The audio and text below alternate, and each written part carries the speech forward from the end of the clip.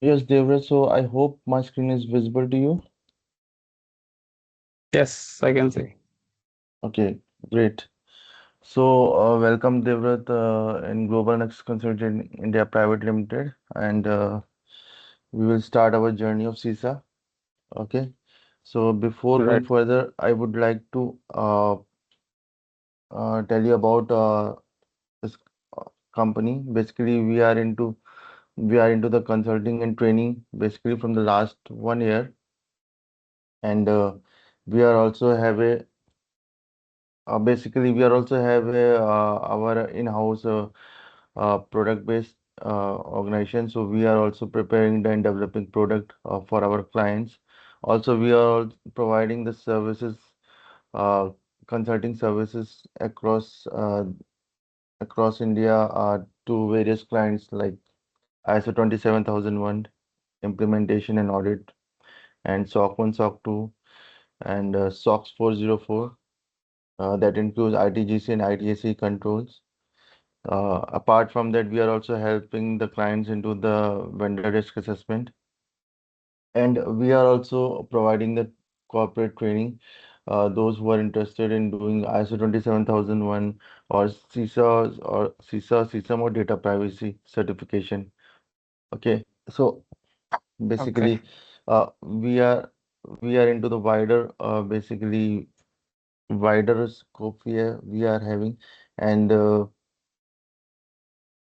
before moving further, I would like to if you can tell about yourself, how many years of experience you are having, and what make you to decide to prepare for the CISA exam and all these things. So it would be more, clear for me Yes, also, yes. right? Sure, Throughout this sure, sure. journey. Yeah. So I have started my career from, automobile industry where I was, handling Maruti Suzuki audit. So after that, I have joined SCL where I have, wider range of audits there I have to handle like customer Mm-hmm. audit, external audit, internal audit, and everything. So Okay. in SCL, I was, there for 3 years. Then after that, I have recently joined Yota Data Center, Yota Data Services basically. It's a data center company. So Okay. here also same scope. I am in GRC, Governance, Risk and Compliance Department, where we have to handle all the types of audit. So Okay. so that's why I have already certified from lead auditor ISO ISMS 27001. So to go ahead in my uh, career, I was pursuing this CISA. Mm-hmm. I was planning. Yes. So, I just want to know that you are initially into the automobile industry, and then later on you have switched to over IT. So, Yes, IT. uh, may I know the reason behind this? I mean, what fascinate you to do this? I mean, So yes.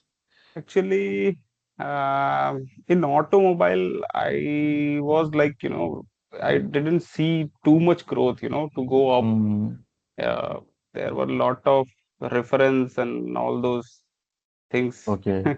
And you also which are have, there. must But you in must have IT, you must have an yeah, interest in IT, right? Or auditing correct, back, correct. right? Yes. So that would be the most I got an uh, opportunity in SCL. I mhm. took it and then I never seen back. Great, great. And the Yes. ISO 27000 you did is 2013 or 2022 22, certification? 22. Yeah, 22, Great, great. 2022. Yes. So you From have done the BSc ICs. transition, you have done the transition, or directly you have done the 2022? Directly, not transition actually.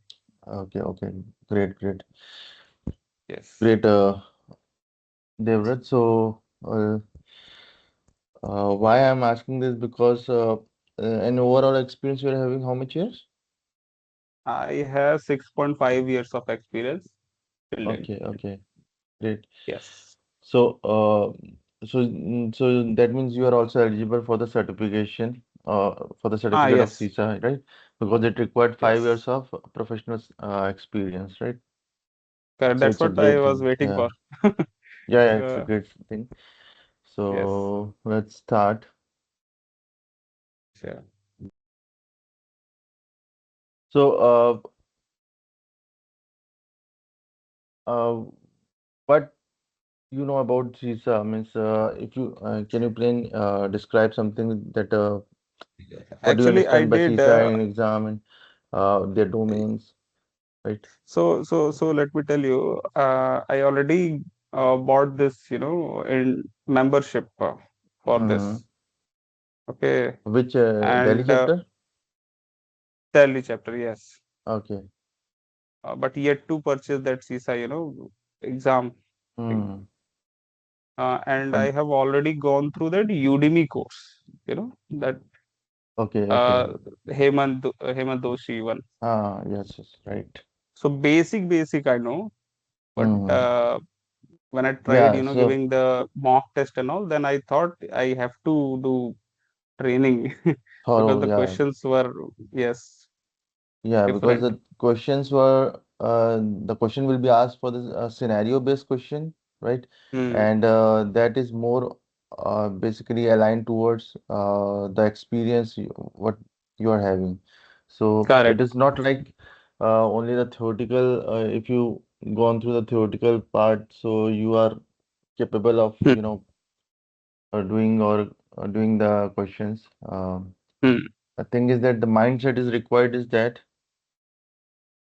Yes. what the CISA want that they do not only look for the theoretical concept, they also look for the something which relate with what the work you have done, Hmm. whether it is related with the concept theoretical concept or not. So practical Yes. scenario, mostly they are asking, right? So this is Hmm. why just going through the theoretical is theoretical is okay, but if it is connected with the practical scenario-based question, right? So it will be more Hmm. clear. And because in exam you will be asked the same scenario-based question mostly. Okay. So so this is one of the important catch here, right?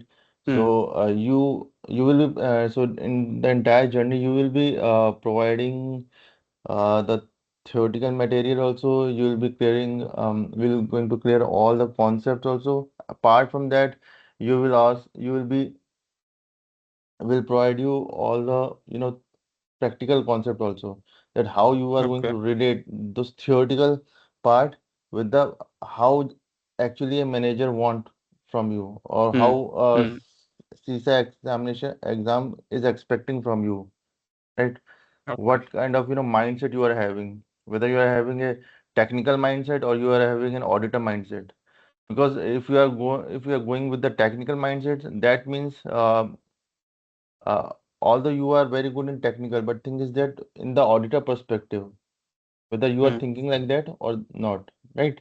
That is the one Okay. another catch, right? So being a technical guy is good, but on top of it, you must have that auditor mindset, Auditor right? mindset. Yes. Yeah. Okay. So, and in that, so I would like to explain what is auditing. Auditing is something you are going to, you are going to step by step, you are going to walk through or check Hmm. their entire process, right? Whether the standard operating procedure they are following is, or whatever process they are following is as per their SOP or not, right? That you need to Hmm. check. So, since most of the time, what happened, the technical guy is means they are having a mindset that they have to complete their work. But while completing the work, they basically not giving focus on the what are the pain points of audit, right? I mean, say in case Hmm. of any auditor come, so they will not realize that whether they are doing as per the process or not. Means most of the time they lack few pain points there, and that is the issue where the auditor comes in the picture, and they identify that these are the gaps in the workflow, Okay. right? So they need Hmm. to they have such a mindset. They have identified the issue, the gap, and then they will go for the remediation, suggest the remediation to the team to Hmm. bridge that gap, right?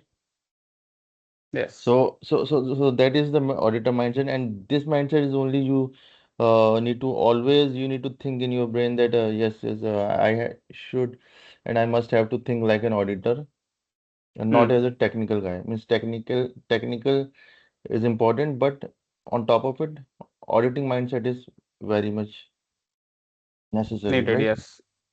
Yes. So so so audit. So here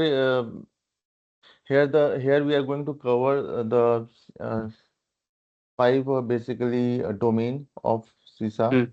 So in domain one teach you how to conduct an audit, like how we are going to conduct an audit. If in any organization your client is asking that we have basically operated a new facility, right, in the particular Hmm. geographical location, and they would ask you to go there and you need to perform an audit, right? So how you will going to Hmm. plan it? It is not like that you just uh, one day you will go there and then ask that yes, we are the auditor and we have to perform the audit. Where is your department? Where is your key person? Where is your key assets are there? Hmm. It is not like that. Okay, there is a proper procedure of this. Okay, Yes. so there is a proper meeting should be conducted one to one with the stakeholder, right, with the business owner, Hmm. with the product owner, right? So that you can understand and freeze the scope.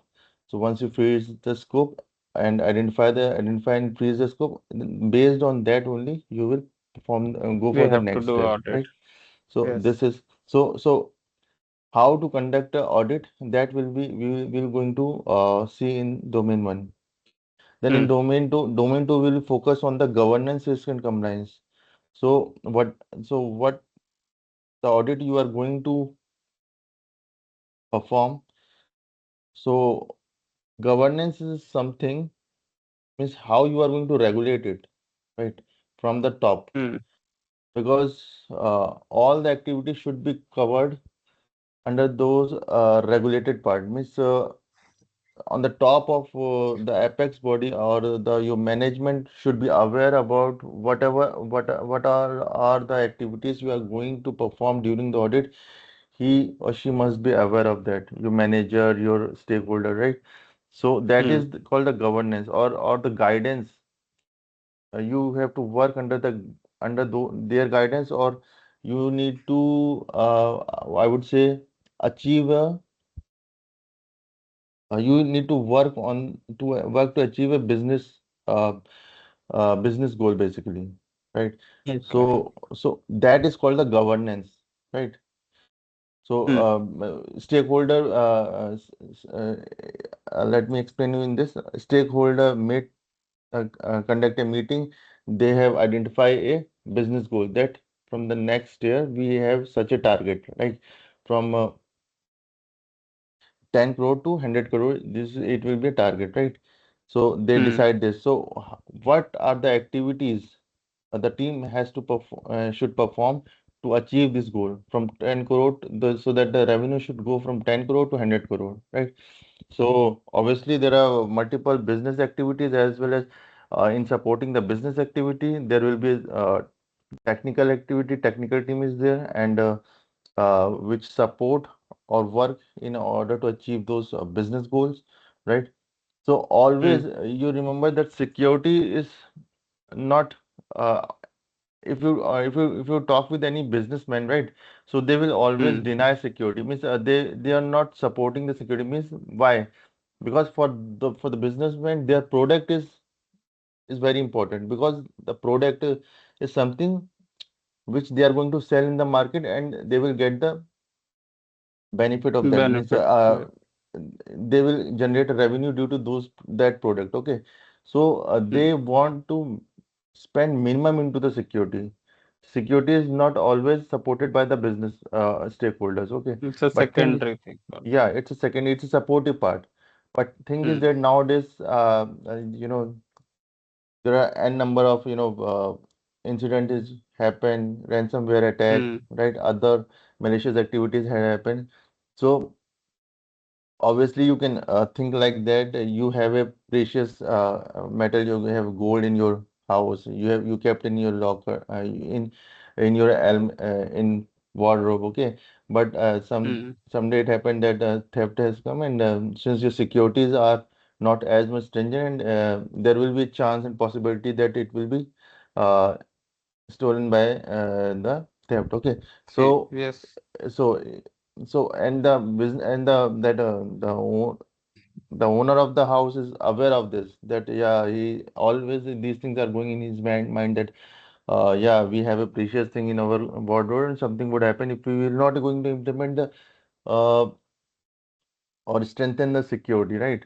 So Mm, in order to strengthen that, they will, although he don't want, but it's a necessary for him, it's a necessity for him that he should buy some locker for mm, to keep that precious thing inside it, mm. so that It is the secured. yeah, it is secured, and that is so in this way you can think like this also, right? So Yes. this is not always a uh, supported by the stakeholder, it is, but it is necessary. So here is the Mm, concept of security has come, and while once the securities come, the technicality will come there, the technical team will come, and technical team when perform their uh, uh, day-to-day activity, always there will be, it will be always supported by the auditors. mm, So here the role of auditor is that they have to perform a regular audit. Audit means something they keep on identifying, is there any gap in the process, right? mm. So they need to always need to identify the things.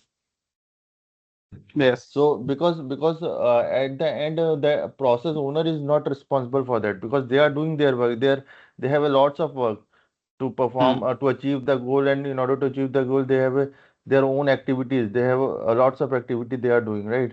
So mm, if you are an auditor and you have not performed your audit in a diligent manner, then what would happen? mm. Process owner will not going to be blamed for that. You are going to be at the end you will be, the question will be raised for Responsible. you, right? Yes. Yeah, auditor will be responsible at the end, that why you have not performed this audit in a diligent manner, in a Correctly. proper manner, okay? Mm. Because it is your Got it. responsibility. It's an auditor responsibility, right?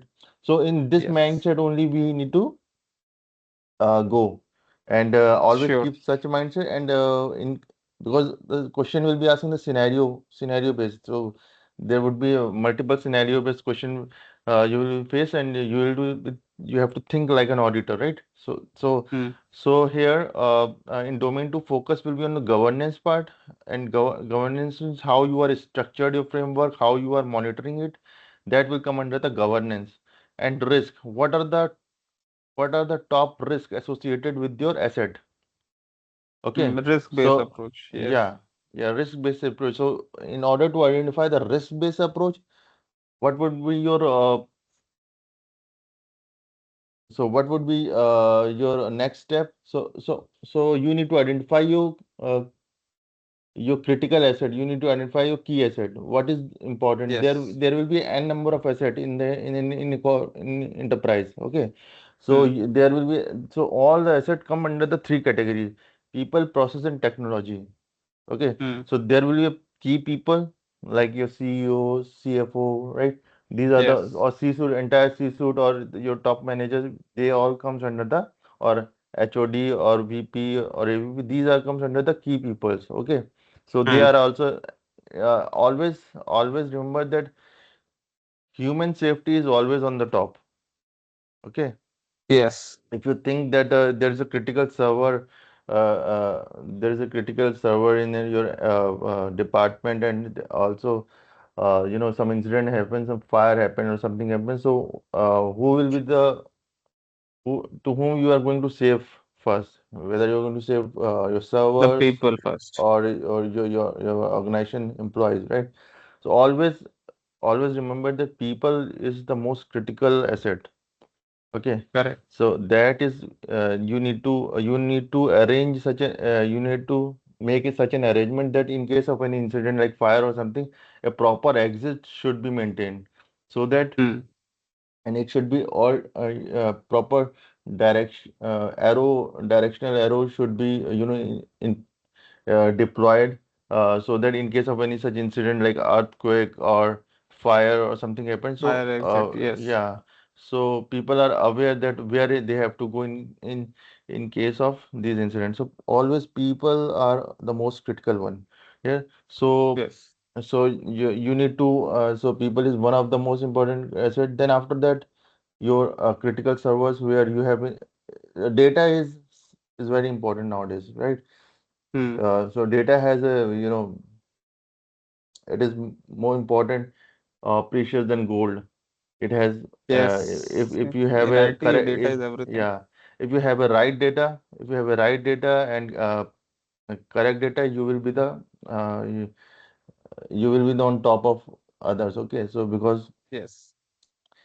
data is something who is going to govern everything nowadays. Okay, so Hmm. we need to protect that data, and data will always reside in where, in your workstation, in your server, in your hard disk, right? In your Hmm. cloud. These are the places where you have kept your we have kept our data, right? Yes. So one is people, then other thing is technology. So what technology we are using to protect Hmm. our data. So under the technologies there, the perimeter security will be there. That includes your network security, Hmm. network security, firewalls, IDS, IPS. Okay, Hmm. your and how you are placing the your servers into the DMZ. So these things are very important to understand, that you have inlined or placed your security in a proper architecture manner. Okay, that is very Yes. important thing. We will going to learn everything in coming days. Okay, so Okay. so so one is people, technology, and third is process. So Hmm. what process you are going to follow to protect your data, right? Because if Hmm. you have a people, if you have a technology, but thing is that if you do not have a stringent process or sufficient process to handle these things, again there would be chance that your data will be uh, hacked or breached. Okay, so Yes. what process you are following, that is another key thing. So those process, it should be either as is regulate as per the your regulatory compliances, like in if we talk about the banking system, so these banks will be governed by the RBI. Okay, RBI is so covered. RBI Yes. RBI have their own cyber security cell, and they have own the cyber security uh, policies and procedures they are having, and all these policies, procedures, and standard they have to, all the banks need to follow that. And the Yes. RBI has prepared these policies procedure from where? From the global standard, right? Or Hmm. global standard or global framework. Like ISO 27001 we have, and Yeah. similarly for NIST. financial, yeah, and Yes. NIST cyber security framework is there. Hmm. And if since it is related with the banking transactions, so there will be SOX audit is there. Hmm.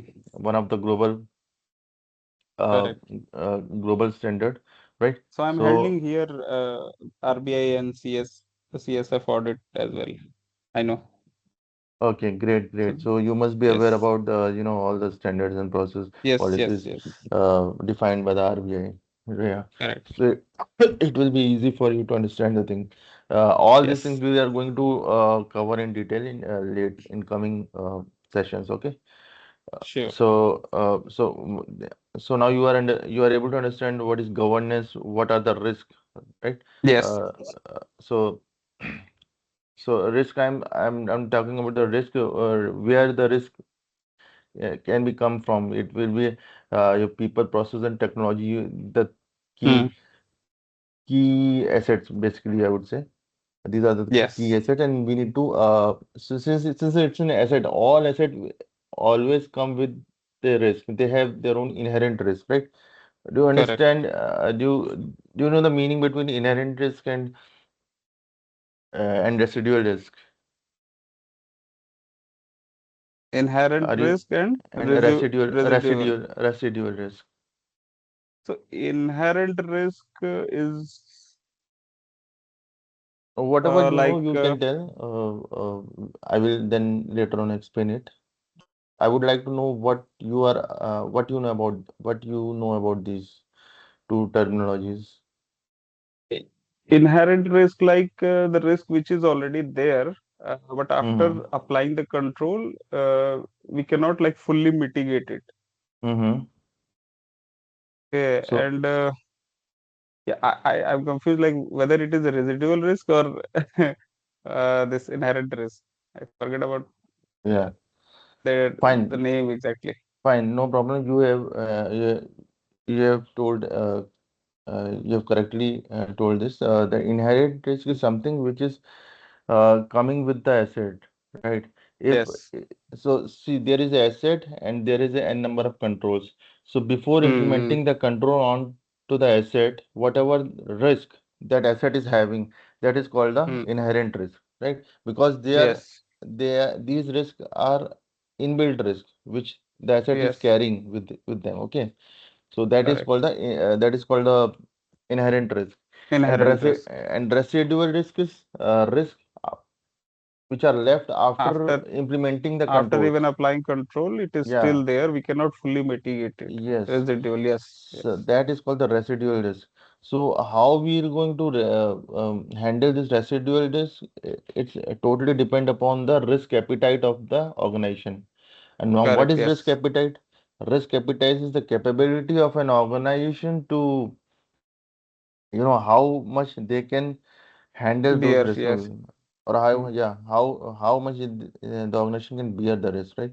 So there are Hmm. always two ways to treat such a residual risk. You know, there are Four ways. four ways. Yeah, Yes. are you Whether we aware of can them? treat it, Yeah, transfer it, hmm. terminate it, or avoid it. Yeah. So either accept it, avoid it, Yes. Accept transfer it, it, avoid it, or transfer it, mitigate it. mitigate it. There are Yes. four ways, right? Always there are four ways. So based on the organization policy, Hmm. like how much they can bear this residual risk, we will apply these four ways, right? So Yes. in this way, we basically it all comes under the risk management. Hmm. So how we are going to identify, assess risk identification, assessment, treatment, right? So it is Uh, everything that is risk related to it will be there in domain two. yes, yes. And under domain Okay. two, we will cover governance and then risk. What are the Okay. means it will give you all the concept of risk, how we're going to treat the risk, right? And the Okay. compliance is something which we need to basically follow or obey, basically as per the global standard of policy, right? So So does uh, this CISA have their own standard?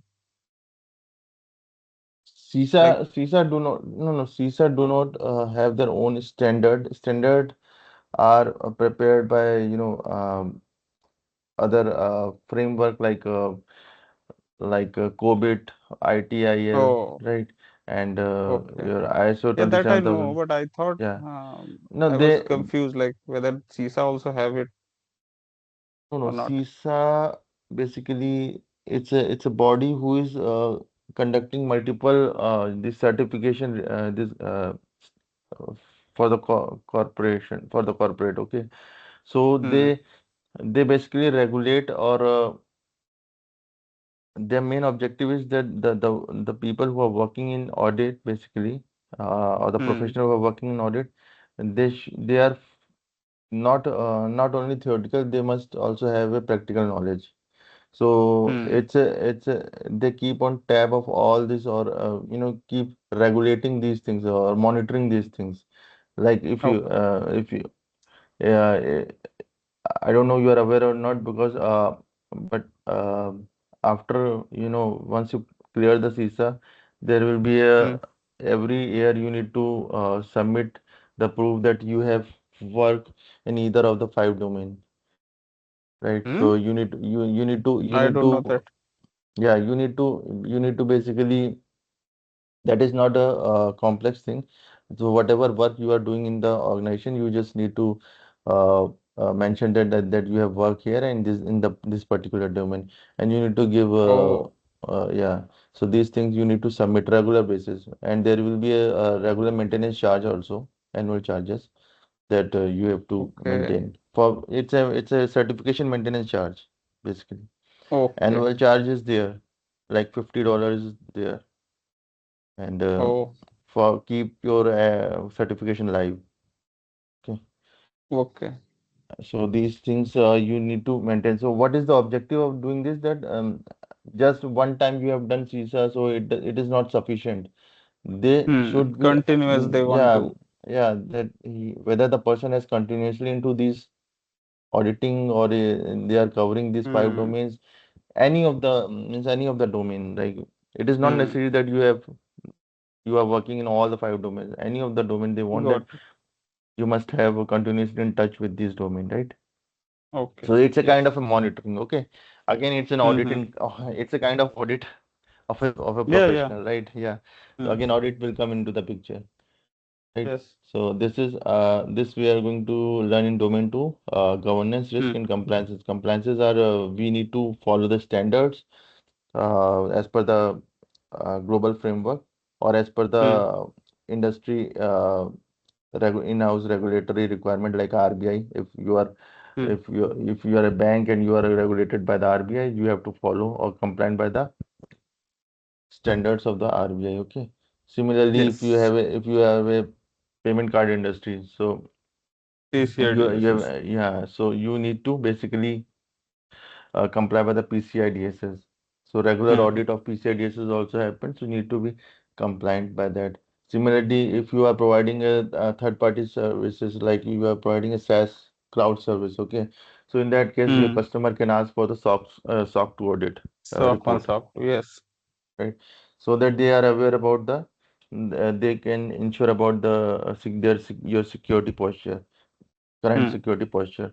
Similarly, if you are going to onboard, if any third party or vendor is going to onboard it in your company, so uh, you also uh, it is your responsibility that you need to check their security posture, and for that you can perform the vendor risk assessment, a third party risk Hmm. assessment, right? Yes. So before onboarding, there is a comprehensive audit will be going on to identify the current security posture of the vendor. So that is a Hmm. separate basically thing, separate domain. So we will not fully cover that, but still we will touch that. We here Okay. our basically objective is to uh, only cover the entire what uh, what CISA is going to ask in the examination. But related Hmm. with that, if there is any standard process, procedure, or framework is there, we will definitely going to go through that, but not in depth, but yes, overview will be given so that you will be Okay. going to understand, or you will be able to relate these things with the framework, right? Global framework. Hmm. So these things, these things we will cover under the domain two. Hmm. Till here, any doubt? No, no, no. Still All here. is Yeah. okay? Yeah. Great, great. Good. And I hope I'm not going very fast or something. No, no, no. Okay. Basics I already know. Yeah, yeah. Fine, fine. Yes. Okay. No, since I'm starting it, so it's my responsibility to, go through like this, right? Sure, Starting with the sure, basic, sure, and sure. then we will go Yes. into the complex thing. Okay. So today, Sure. basically, today, since it's the first day, so we will going to, I will give Hmm. you overview of all the five domain. Right. Hmm. I will provide you domain all five domains overview, and what they are demanding, what they really expect from the candidate. Right. These things Hmm. I will cover, and then we will one by one in depth we will cover the each domain. Okay. In Okay. this way we will go. And in the last Sure. also, there will be a one assessment Hmm. that link we will provide you. So you need to Hmm. give that assessment so that we are able to aware that what is your uh, level of preparation. I mean, what you are aware Hmm. about the CISA and how much you know.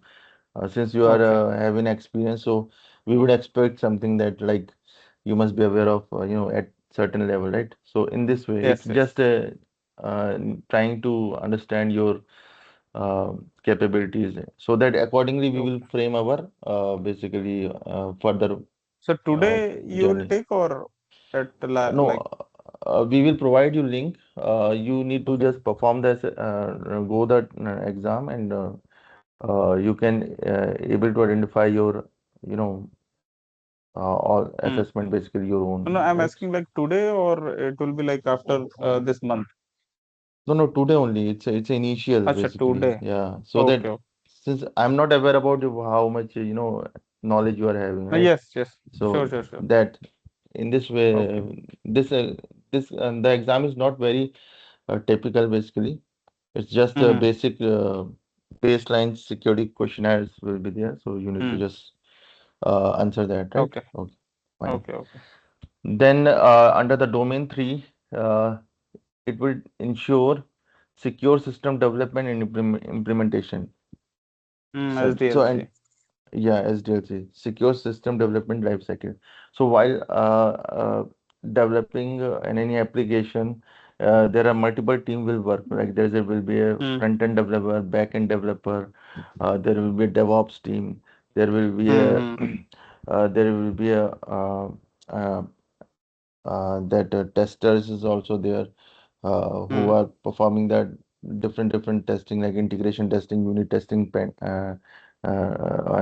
user acceptance testing. These things will be performed. Okay, so these Hmm. testers are there. Nowadays also in after emerging of AI, so there will be a AI team is also there who is work with while developing the product. Okay, so there are Yes. multiple teams are working, and being an auditor, you have to uh, perform the cross-functional audit. Okay, so Hmm.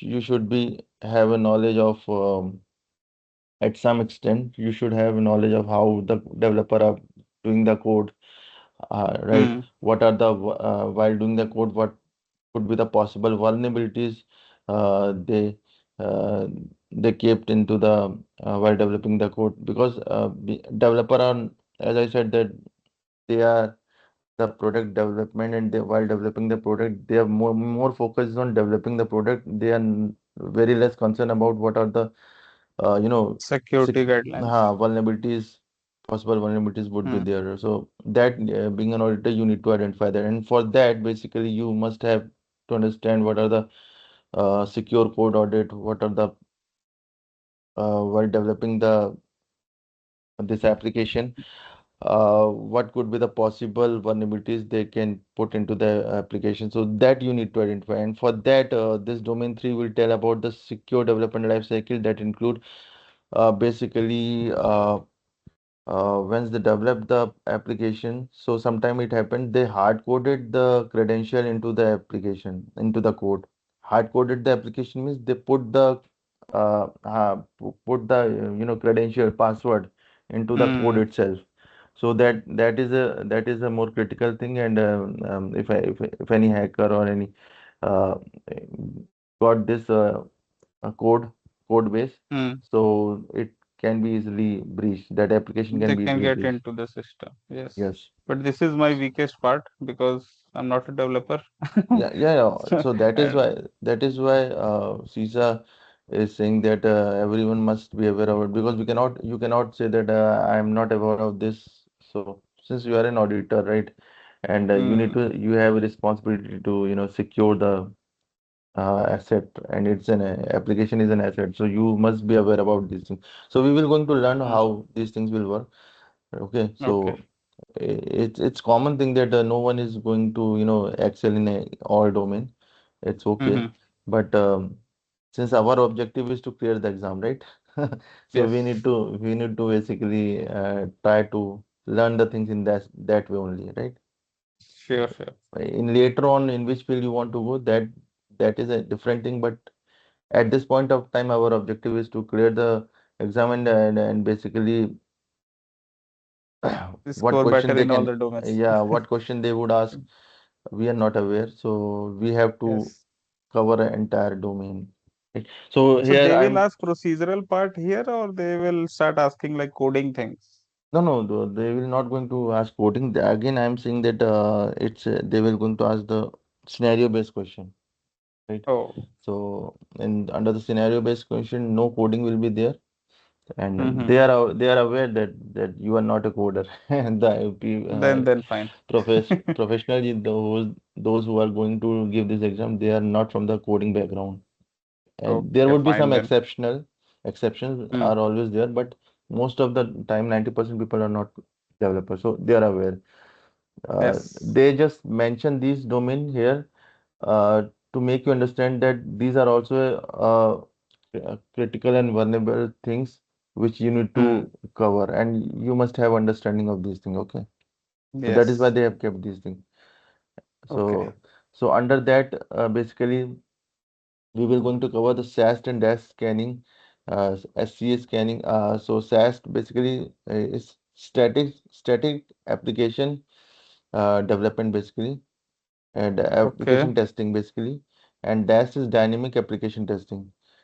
So while Hmm. developing the any application, when the coder develop the application, so there will be next stage will be the testing of those the application. So Mm-hmm. while testing, we will use the SAST technology. So in that, we will Hmm. basically use the Sonar Cube is one of the software we will use. Their work is to scan the entire code and identify the vulnerabilities, like a VAPT. Uh, Like VAPT. yeah. Okay. So under the when in the VAPT, the professional who are performing it, they will use multiple software to perform the vulnerability assessment and penetration testing, right? So this is SaaS. Hmm. This Sonar Cube also one of the tool basically through Okay. which we perform the static code analysis. Static code analysis is these codes are at these are not these codes are at the development phase. Hmm. While developing the code, is there any vulnerabilities there? So that SaaS phase will identify. So this comes under the Okay. OAP's top 10 vulnerabilities or Oh. OAP's ASVS. ASVS Application Security Vulnerability Scan, ASVS, right? Okay. You don't worry, we will provide you all the whatever I'm going telling you, will provide you all the notes also in the group Mm-hmm. itself. I am sure you must be part of that our WhatsApp group, right? Ah, yes, yes. Right. So yeah, we will provide you all this concept notes also there, so you can go through that later on, right? Sure.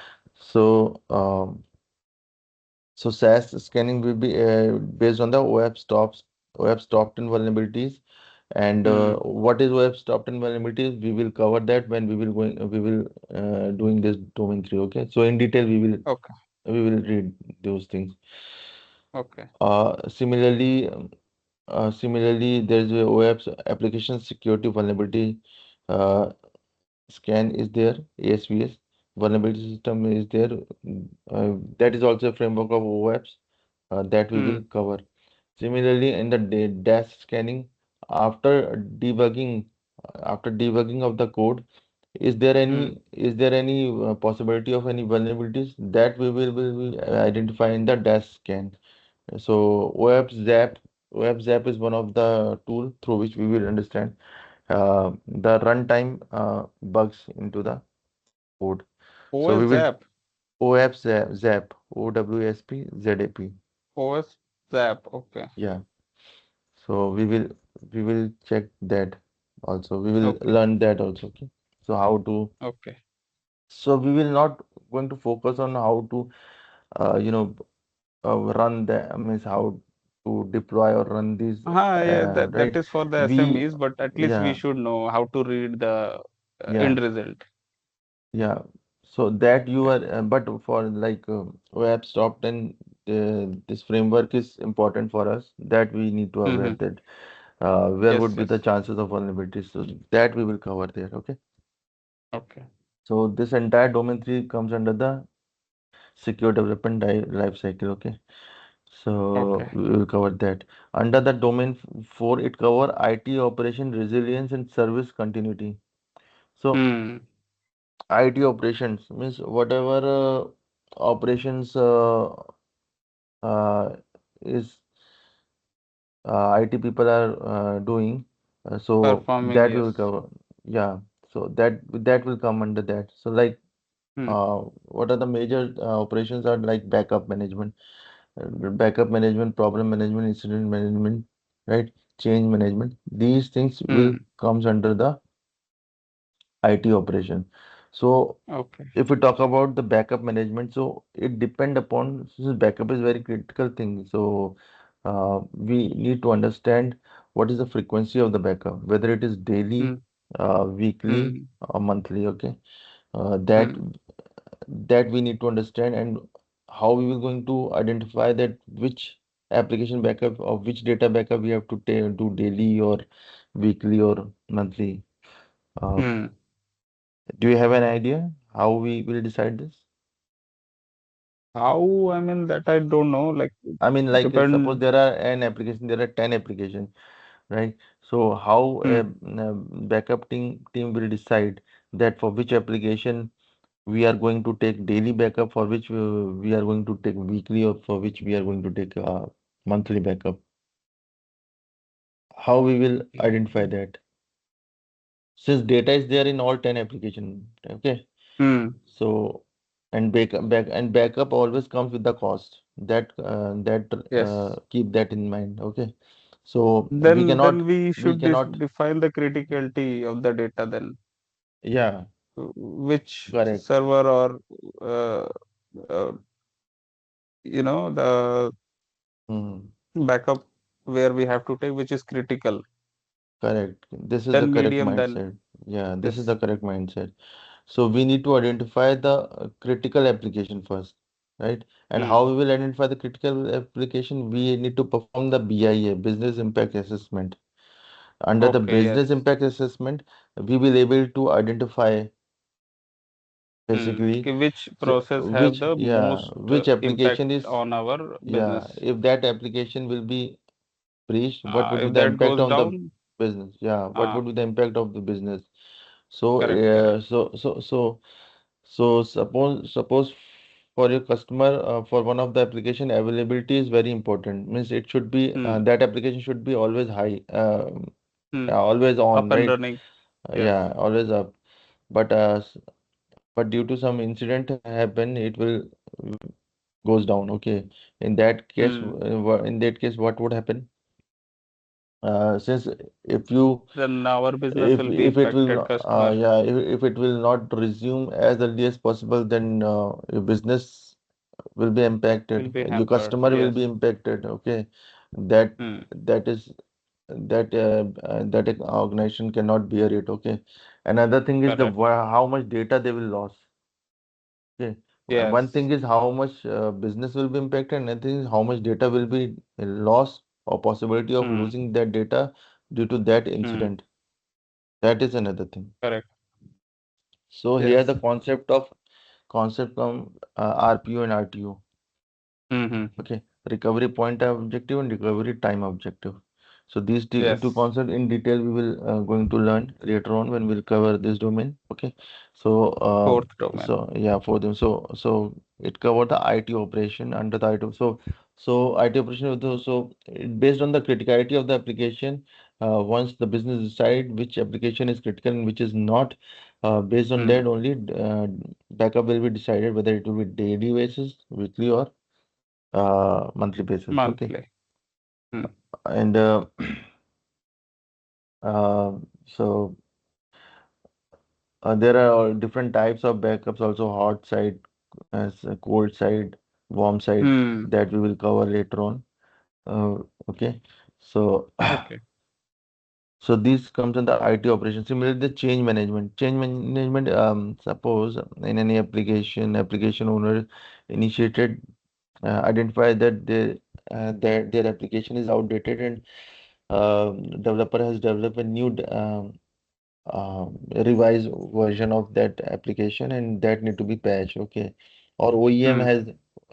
OEM has basically release a new version of that application. So there will be a Hmm. requirement of patch. Okay, so patch will be require patching will, it's a kind of a change. Okay, so Hmm. that because there is a need, there's a requirement, or the application owner has a raise, then a business owner will will going to decide that whether how much, if they perform the patching or go for the patching of the application, whether is it going to impact our current operation or not, or it will go smoothly. So that will be decided by the CAB, change Hmm. approval board. Okay, change approval board Yes. will decide that whether changes are required or not. So Hmm. uh, that board is uh, part of that board is your application owner, your business owner, or department All head, the key or stakeholders will be there. yeah, CAB yeah, member. they will be there, and they will they will decide. So Yes. and they will decide, and accordingly a decision will be taken. If they said that okay, we can go for the change, then Hmm. always change will be tested in an isolated environment. Okay, it is not like Hmm. that. Yeah, If it ring is, zero, ring one testing will be there. Then it will be deployed to yeah, all the assets. Yes. yes. This domain So is fine for me. This domain you I know. understand. Okay, great. Yeah. So in this way, we will cover these things. Then resilience part. Resilience means in case of any incident happen, how soon you are capable to uh, dev, what do you say? The Um, redundancy. yeah, how will how soon you are able to take backup from the incident, right? Oh, So okay. that BCPDR policy will come, business continuity planning Hmm. and disaster recovery planning. So Hmm. that will also we will cover under this domain 4. Okay. Okay. So these are we will going to see under the domain 4. Then Hmm. domain 5 is protection information asset.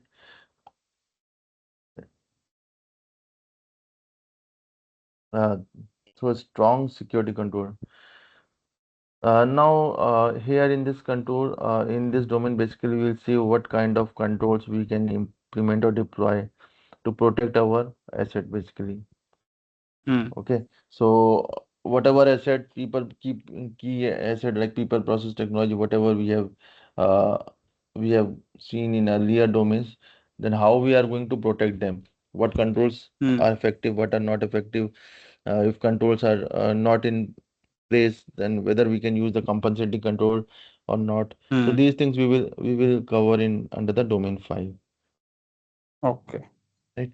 So in this way, we will cover our entire domain. So here, uh, I have explained you what domain is asking or telling about what about their nature means. Okay, Hmm. so all things are Scope clear I know here. then. Yes. Yes. Okay.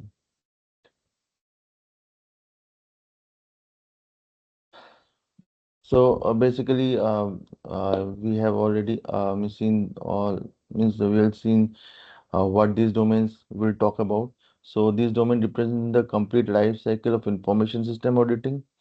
So they are covering how the system will be audited. All entire life cycle Hmm. will be covered, governance part, risk management, and information security. These things, all these 5 domains we're going to cover. Okay. Hmm. So under the percentage of which domain contain how much percentage of questions will come from which domain, that will you can see here. So under the domain Hmm. 1 is 18%, uh, question will be asked. Domain 2 again 18%, domain 3 is 12%, 26 26%. This domain 4 and domain 5 are more important. IT opera Okay. IS operation, business resilience, and protection of information asset. Hmm. Why these are more important? Because domain 4 is talk about your BC, business continuity and resilience, right? That is Hmm. important thing, right? So Okay. that is why they have kept the more percentage of questions here. Under the Hmm. domain 5, it's about talk about the what controls you are going to implement to mitigate the risk over these assets, right? So that is So the we reason have to they focus have, more on this fourth and fifth one. yeah, fourth and fifth one. We have to we have to be more focus on it. As you said, IS acquisition, development, and implementation. It comes under the development part, right? Hmm. Secure software development life cycle. So CISA is also aware that very few people are from the developers background will do it. So they have kept 12% only this, Hmm. right? That's fine. Uh, But still so no, 12%. yeah, no need to There will worry be. about that. Uh, So yeah, but still 12% is there, yeah. But if we are comparing with other domain, it will be the least one. Okay. so in exam, they will ask questions accordingly to like 18%, No, let's no, say no, no. for You will first not. domain. Yes. No, no. You So will so not. like It will not shown in the examination uh hmm, like we have covered 18% of domain one or we have covered 18% of domain two. No, then nothing is like that. okay. So This is just for random they the, will ask. yeah. This is just for your information only. They have mentioned here. In exam, all the questions will be common. The percentage will not Hmm. be showing. It is up to you. You need to judge which question is from which domain, right? Oh. So you have to aware about. That is why they are saying that you must be gone through all this domain, right? So you must be Hmm. aware about all the domain, and by looking into the question only, you can able to judge or decide uh, Hmm. from which domain this question will be. Hmm. Okay, it Okay. will not be uh, So it will not by be like default that, like mention. yeah, domain one has started. Yeah, no, no, You no, have to nothing. score somewhere No, no, nothing like like that. 50% above. Uh, Nothing is okay. there. Nothing less that. No percentage will be mentioned. It will be a only one exam and no information about the domain will be displayed there. Okay. Domain wise information will not be there. It is just for your sake of getting the knowledge and understanding and how to prepare for the exam. It is mentioned here only. But in the exam, Hmm. these things will not be shown. Got it. Okay. Yes.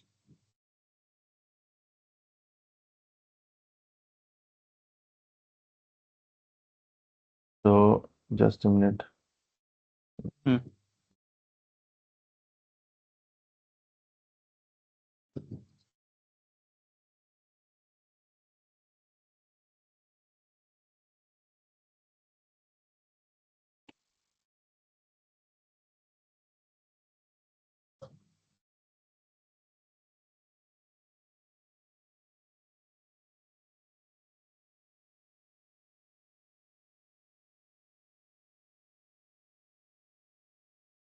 Just give me 1 minute, okay?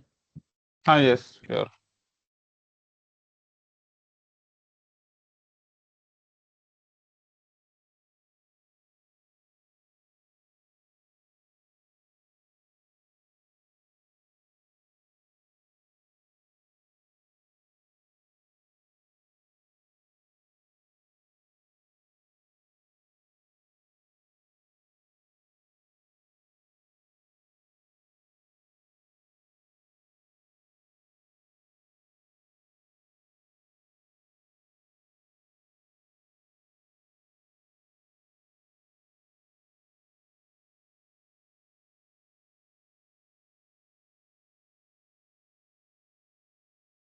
Yeah, I am back now. Sorry for the interruption. Yes, So no issue. we will cover now. We will basically going through overview of all the domain here. So role of information system auditor.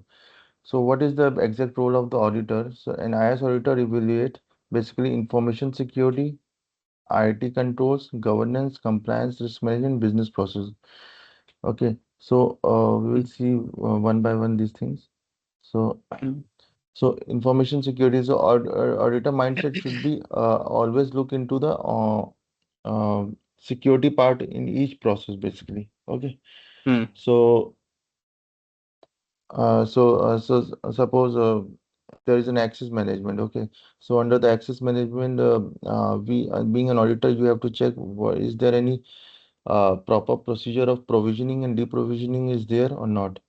Provisioning mm, and deprovisioning is while if any new employee is going to higher, then the mm, proper authentication, proper authorization or approval is being taken by the management or not. So that we will mm, uh, check with the manager. That is there should be any mail confirmation should be there mm, that that this person is going to onboarded and at this time at this date, right? So that we will check.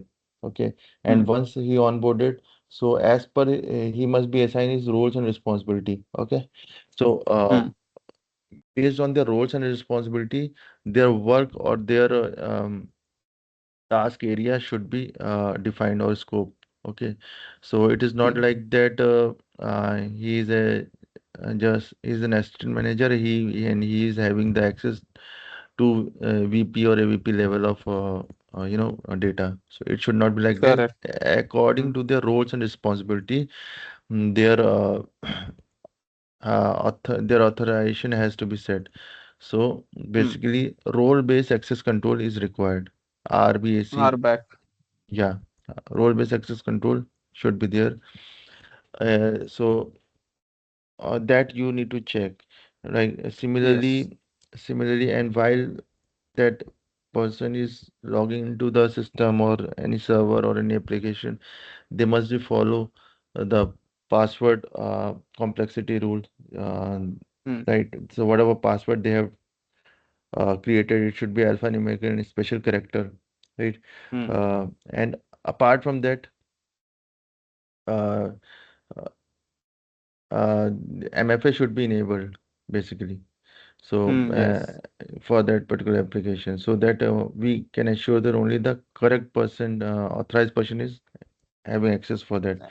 So basically, uh, so there are So multiple, basic checks we have to check. yeah, MFA is enabled, and then and for the privilege user is having the root users. They are having Mm. root access. Okay, so they root Yes. access or admin access. They can change any as per their scope. So for that, Mm, privilege identity management should be enabled in there or not. Means Pam. uh, yeah, priv payment PAM is enabled or not. So basically, the Mm. main objective is to whatever access they are having there and whatever activity they are doing using that account, that activity should be monitored and logged. Yes. Okay, so for that, and all those logs should be stored in an unmutable format. So Mm. what is the main objective is that since being a admin, so he does not have a right to do anything or perform any changes as per their own. Without approval. Yes. Yeah. So in order to make the check on that, this their activity should be monitored. Mm. And apart from this, I have a question with you. So since it's an Mm. admin and he has also have a privilege access Mm-hmm. management, his activities also being monitored and right and logged. So do we allow them to work on it? Means once we will assign them the that account, so he will be remain with that account means he will be in that account or perform their activity throughout the A day or reconciliation will be performed like whether he still requires that admin access or not. So his manager has to approve it, you know, and no whatever he's so doing, logs will be no checked. that is okay. No, I'm my question is that whether he Mm. will be assigned 1 hour for 1 hour, for 2 hour, for 3 hour, for or whole day access he will be allowed. So it depends on the work. I mean, Depend upon work, means depend upon the yeah, what activity, kind of right? work he is allowed? Yes, Hmm. totally depends. So, If, so if it's like basically, L1, L2, then maybe like 1 or 2 hours, it's fine per day. mm, mm, If he's like senior L3, L4 something, then maybe whole day he can access anytime through PAM. mm. So, It depends, I think. do you know which control we can implement to capture this? Which one? To Actually, capture this. I have seen only the PAM tool, which is there like Sectona and all. So through Mm, that we can monitor whether who is accessing the server and what they mm, are doing. We can see the logs and all what they have done to the system. mm. So And that is there. suppose they have a suppose they as per their roles and responsibility, he has a Hmm. work of only 1 hour, okay, but he still Hmm. after 1 hour he's still kept login into that account, and in that case how you will monitor, I means how you will decide. I think then tool will restrict it, right? The PAM tool Hmm. is like designed in such a way that as per the time frame they can log in. Otherwise, they will block it or seek approval Hmm. that he wants additional uh, Hmm. the time to log in. He will take the approval, then the admin, the PAM tool owner will allow him accordingly. Okay, so for that Hmm. one concept comes that is called a Hmm. just in time, JIT. Acha, Okay. JIT. Yeah, just in time is one of the concepts which we are using here to Hmm. restrict the admin user to perform their Hmm. activity as per the rules for the particular day. Okay, it is not like that. Once he get the access, he will be there the Hmm. entire day. So just in time access will be required. Just in time, based on the just in time, we can monitor it. So Okay. just in time, it's a configuration or it's what like No, so just how in we time can is apply this. just in time is basically it's not in configuration in like MFA. It's we Hmm. implemented using the tool. So just in time is also a basically a concept basically. So Hmm. either you can manually perform it, or there will be also tools are coming, or this PAM tool is also have inbuilt capability to doing this.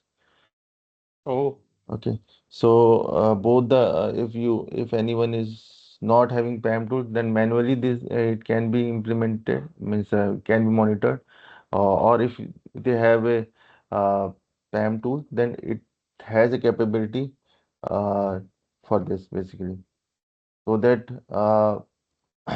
the manager But can. manually, then who will then uh, Yeah, so see manually, that like whether yeah, he's doing so correct or that not? their manager basically will monitor it, that suppose admin is asked that I have a 1 hour of work. Okay, Hmm. so after during 1 hour, means he can, or in between that manager can check about the admin activity basically, right? That Oh. what activity they are performing. So suppose he has the activity, he have performed all this activity in within half an hour, and after half an hour, he Hmm. will be remain ideal, but he is in that account, but it will remain ideal. So Hmm. no logs will be generated, okay, for that remaining half an hour.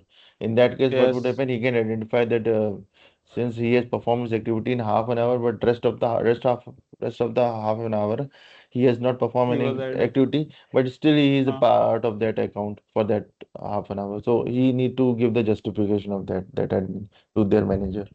So in this way, we can basically. So it's a Hmm. basically concept that should be that everyone should be aware, right? And it can be Okay. configured both manually as well as. using the tool. Okay. Okay. So these are, I'm taking example of access control basically. So you Mm-hmm. being an auditor, you need to check proper provisioning, deprovisioning, MFA is implemented, and if it is basically accessing the any application, and through that application, multiple application he can able to access. So that is called a Mm-hmm. single sign-on SSO, right? Yes. SSO. So your identity provider has a capability like Okta or Mm. Azure AD has a capability to give you this feature basically for the SSO, right? So Mm-hmm. that has to be properly regulated and monitored, right? Correct. So do you Yes. know? Again, I have a question with you, for you. Mm-hmm. So in case if SSO has been compromised, what would happen? What would be the impact? SSO has been like if admin SSO has been compromised, then he can do anything. No, no, not an The admin. if Even a normal user also. Normal also have a SSO capabilities. There means suppose he has a connected with multiple applications. So using mm, single login, he can able to access those other application also using SSO, right? So yes, he in can that steal case, data. He can add viruses and so all there will to be a access later. big impact of that, right? Very very big. Yes. Because user has access on one application, and since Mm. using the SSO, he has a capability to access multiple n number of Mm. application. Okay, but here Mm. now here user is not compromised. Here directly SSO has been compromised. You got my Basically, point? password has been compromised. ID Yeah. password. Yeah, ID So he password. can No, he can not log ID in anywhere password. then. There, no, not ID password. There will be MFA also enabled. So if Yes. you if your ID password is compromised, there will be no issue because your OTP will come on your mobile, right? MFA is Ah, there. yes, yes, Yeah. yes. Hmm. So, but if But MFA is through SSO, also he can, without MFA, he can access any application through SSO only. no for but for reaching SSO, you have to access the initial access. You have to take, Hmm. right? So for that Yes, the MFA, first one. OTP is also required. So I am Hmm. saying that suppose anyhow Hmm. the attacker is capable to access, uh, take the initial access, then Hmm. he he is capable of doing SSO is also a compromise. So there will be the impact will be large, right? Because Yes. by the time only single application was accessible by the application, but using the SSO now n number of application and their data will be available for the Correct. hacker. Okay, so Yes. that concept is called a radius blast. The radius blast. Yeah, radius blast. Okay, you Okay. can also make a note of these things. I mean, uh, at your Sure, sure. end. Okay, so these are Hmm. the important concept basically. That is called a radius blast. Why it is called a radius blast? Because uh, once the attacker is capable of taking access on the primary account, then he is easily able to take access of SSO. And when SSO Hmm. will be compromised, your other connected application data is also open and available for the Hmm. hacker. So the radius, you can see the radius of the this impact, right? It will be Yes. it will be multiplied. Okay. Hmm. So that is called the radius blast basically. So I that got is, it. Got it. yeah, that is an important thing. So and for that basically now if anyone asks who will be Hmm. the responsible for this, whether your identity provider is responsible for this or the user is who is doing this, who is taking the access, who, who is doing who means who is owner of that account, who is responsible, IDP, identity provider, or the owner? Can you explain who will be Uh, the accountable for this?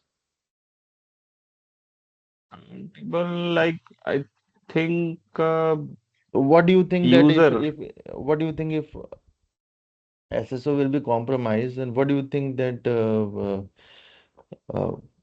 from which end there will be a Most probably user security breach? is the weakest point. User are the weakest link. Mm. because if someone asks like, let me use your laptop or something, that is the only reason. Or someone, a malicious person, can get into another system if they want. No, actually, thing is that there will be shared responsibility for both, for IDP as well as user.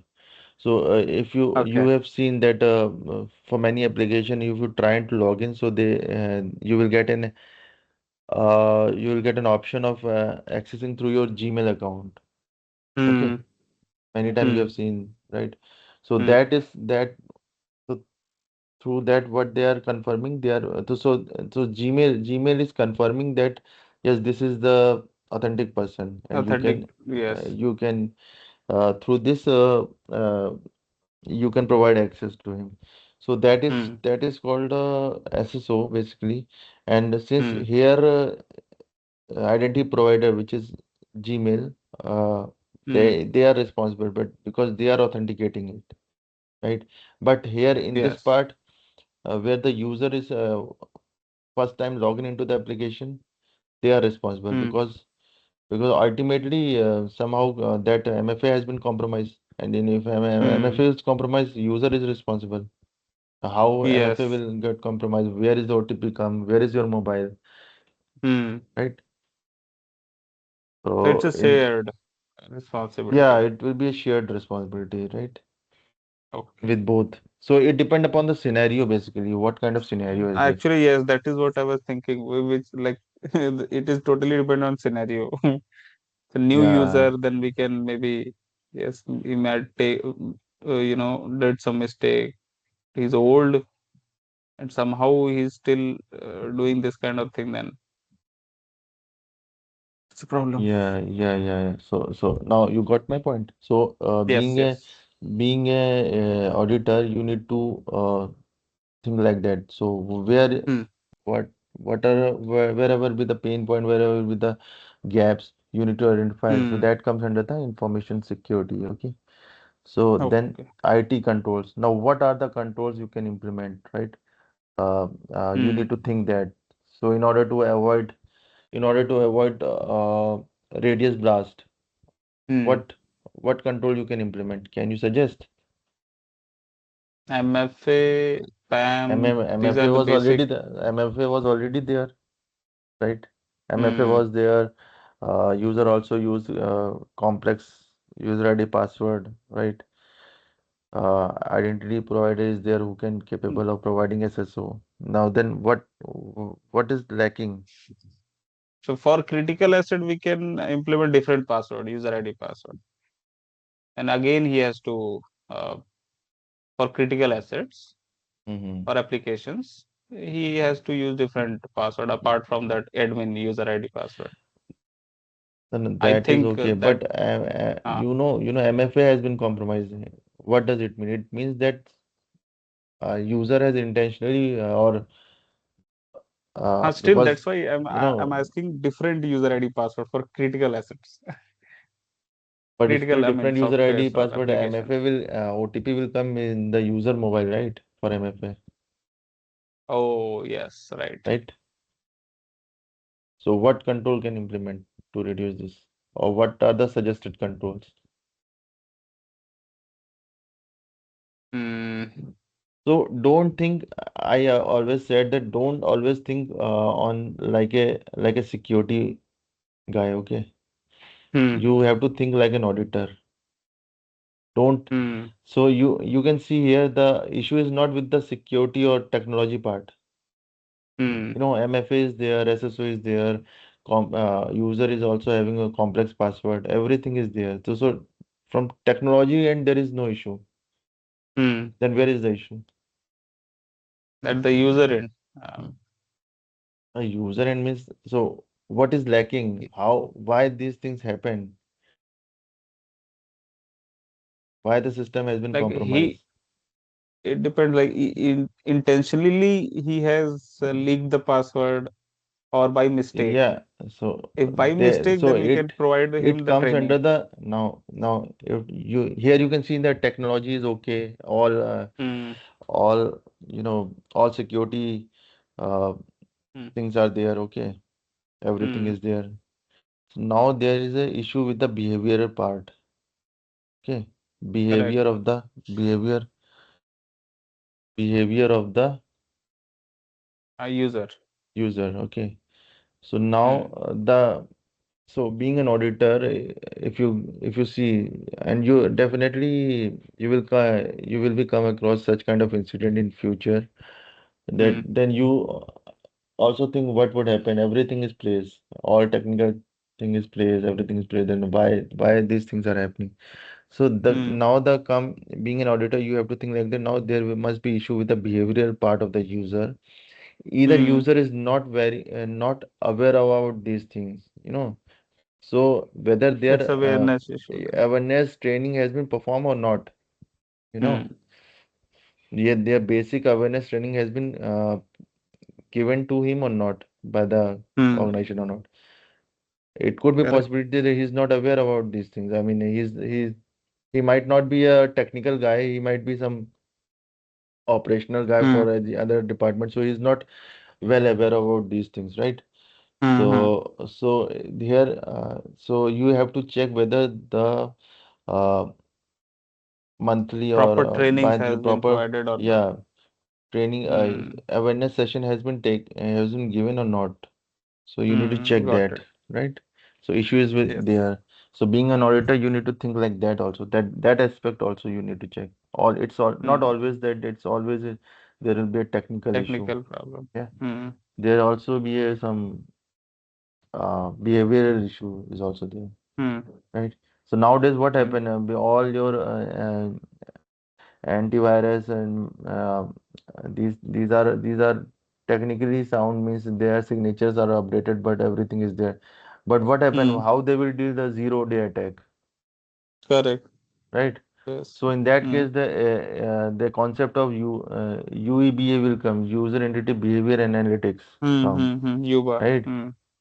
These that Hmm. is come in. So the software is not only checking the updated signature Technical of the thing, antivirus, they user are also behavior saying, also they will yeah, check analyze. the user behavior or antivirus behavior or uh, Hmm. their agent behavior. That Hmm. is they will track the you know uh, attack that is called the attack vector, basically attack vector behavior of Hmm. signature, right? So on basis of that, they analyze, and their AI will help us. Means most Hmm. nowadays, most of the uh, most of the solutions come with the AI enabled. Oh, so they will check these things. Okay, Hmm. so there also you need to check like in this way also, right? Got it? Yes. Clear. Okay, then comes under the governance part, right? So there will be one scenario is that there will be a bank, and uh, means one organization is going to open for bank, not a full-fledged bank, but they are you know like NBFC. payment yeah, NBFC payment banks and all these things. So for that, Hmm. basically they decided to uh, deploy a SIEM tool. Okay, so Hmm. they have purchase more sophisticated SIEM tool, and which can able to analyze and correlate all the logs getting from all the endpoints, and then so that he can able to the SOC person can able to identify the malicious activity, so that the Hmm. end user data will not be compromised. So all these things will they have purchased and placed. Now what Hmm. happened? Now what happened? Even after purchasing this same tool and everything, they are not able to identify because identify the this incident, means why because sometimes few incidents had happened there, and they are Hmm. not capable of identify why this incident happened, even though they have implemented or deployed same tool. There will be SOC team, Hmm. but even after that, so so the the main reason behind this is basically they have they have procured all this equipment and everything. But thing is that uh, the operation team is not Hmm. capable, is not so capable to basically analyze these logs. Basically, Ah, the issue was come there. competency issue. Yeah, competency issue was there. So, Hmm. that is called the govern under the governance part. So you have to check. Stakeholder need to. It is not just that they will provide the sophisticated tools and all this. They also need to check whether the people who are handling the tool are they uh, Trained enough or not. capable, right? Hmm. What is their what are their experience of handling this tool? Are they really handled it earlier, right? Hmm. Are they able to identify the real uh, uh, Threat and all, yes. yeah, so real threat they are capable to analyze, or they are capable to uh, you know remove the false positive, right? They need to Mm-hmm. understand between the real and false positive. Yeah. So there is a Hmm. comes a issue with the capability. So these things also need Right. to manage. So these things comes under the governance part. Okay. Hmm. So they need to stakeholder need to also inform their managers, inform to the Hmm. managers who the departmental managers to uh, properly do the screening of the employees Hmm. who are going to monitor these things. So everything at the hiring level, all the capabilities need to be checked properly, right? Hmm. So there is these things we will comes under the governance part. It is one of the governance part. It is not. There are other different ways of governing. Hmm. Governance means you need to again, as I said, that you need to govern the people, process, and technology. Everything will come under the governance. Okay, it will come at the Yes. top of the apex of the hierarchy. Okay, Hmm. Okay. so this is come under that under the compliance part. Basically, if you are use if any of company is handling the customer data, and that customer data is basically they are getting from European Union, right? Hmm. So in that case, uh, can you please can you tell what kind of compliances will be applicable there if they are collecting For data from the European EU, Union? then they have to comply with GDPR then. It is client GDP, is from EU. yeah. So GDPR compliances will be applicable there. So how you are Yes. collecting the data? Hmm. Means before collecting the data, you should need to give the consent. You should take the consent basically. That you need Yes. to make the customer aware that for what purpose you are collecting the data. Okay. Hmm. So it is not like that. I have seen my earlier experience. I've seen that the organization is developing an application who are collecting the data Hmm. from a European citizen, but it's a survey based. Basically, it was a survey based application. So Hmm. they don't want that. Means what the stakeholder was saying that they said that I want that I should not provide consent explicitly. Means Hmm. it should not show in the in the application front page that no, you are Then it will all be the privacy and non-compliant. yeah. Uh, I just had a meeting with them and I informed them that it is necessary to mandatory.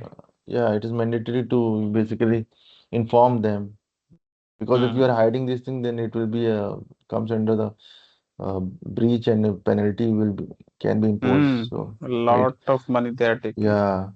So that is one thing, and once this customer has a right that he cannot give consent.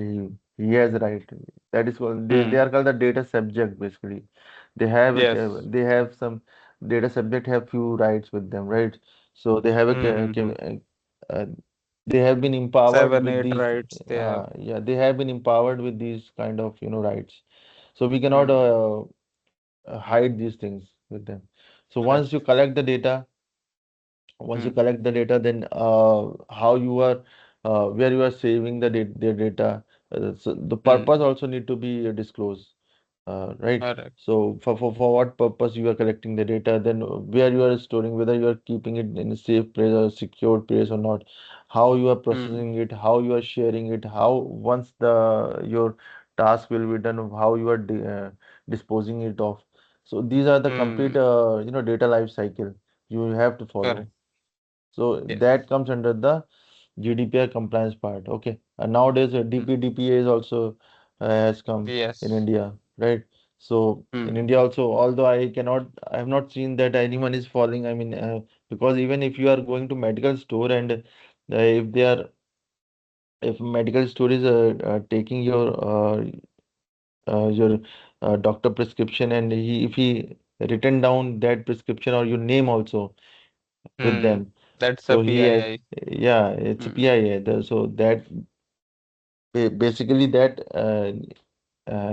he has to inform you that we are keeping your data for this number Yes, of this days, and then purpose. after that, a purpose should be Mm. defined, and after that it will be properly disposed of. But I don't Dispose. think no one is In following this. India, it's very hard. Yeah, at ground level implementation is I don't think it will happen Not even soon close. because yeah, because and it will be in a law now. It's a Mm-hmm. full-fledged law It's now, and it's yes, already it's a been. full-fledged law, but no one is following properly Yeah, because yeah. No one is regulatory is following. fine, but Yeah, in they have EU, a. I have seen companies in Asia also and in here also, they are very Hmm. strict when Yeah, it yeah. comes to In data. all foreigners are very strict in their rules and regulation. But in India, it's Yes, okay. चलता है India, no सब one cares. सब ऐसे करके चलता होता है. है. So these things बड़ी happen दिक्कत तो here. यही है. हाँ, तो हम्म. वो चीज़ है इधर. तो अभी टाइम लगेगा इसमें इंडिया में डीपीडीपी में. हाँ, एट इंडिया हाई में लेवल अभी है. एटलीस्ट 10-15 साल तो लगेंगे ही, इतना हाँ, जल्दी हो ही नहीं सकता यहाँ पे. हाँ. तो वो चीज़ है. And at high level, like if obviously the MNC and all this need to follow all this. They are following, they are doing this, but still they are Hmm. taking time. I mean, it's a time-taking process. So Yes. specialized people will be hired for this. Those who are have a capability to handling this the uh, data privacy and um, Hmm. you know how to handle the customer data and all these things. So Hmm. things are going on, but it will definitely going to take time.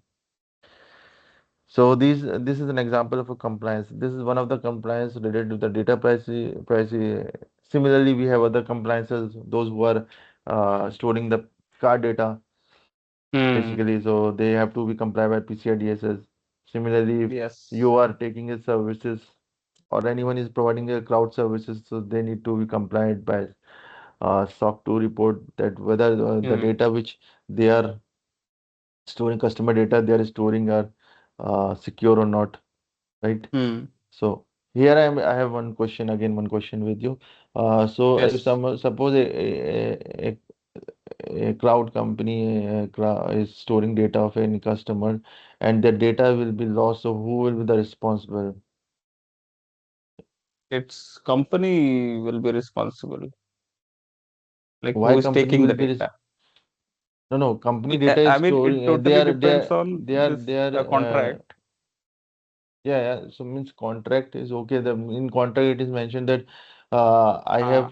have migrating all my data to Hmm. the cloud, right? Hmm. So because all the servers and everything are with the cloud service provider, okay? So Hmm. in their facility, okay? So Hmm. and in case one day organization come to know that their one of the critical data has been breached and it is with the in the dark web basically. So Oh. who will be the responsible for this? Whether the organization is responsible, customer is responsible, or the the cloud service provider is responsible. I mean, again, while someone is taking the cloud service, they have to define what kind of service they will take from cloud service, like only bare metal or VM. They are doing the SaaS. They are taking the SaaS, three types of service, right? Uh, Yes, SaaS, IS, PaaS, IaaS, SaaS. PaaS. So SaaS Uh, service they are taking, basically software as a okay, so services. SaaS, if they are taking, then it's cloud service provider will be the responsible then. How it is like your system is not technically, you know, uh, Mm. aligned. How come the data is leaked? So is the only We cloud have to service provide. provider is responsible for this? Not no no responsibility I mean, from yes, customer end? user also, yeah, the customer also have some responsibility if they have intentionally like extracted the data and shared somewhere, then they Mm. can also, leaks will be there as well. So it's both. Have you gone through any like IS, SaaS, PaaS, cloud infrastructure? Have you gone through this architecture diagram or something earlier? Once or twice, not that deeper, but yes, once. Okay. Actually, there is a shared responsibility for both. Shared responsibility Okay. model I have seen. Yeah, there will be shared responsibility, and it depend upon the Hmm. what kind of services you are taking. If you are taking a SaaS services, then Hmm. whatever identities and data, Hmm. what are the credential and identities the customer is creating on this on the cloud end, they are Hmm. responsible of that only.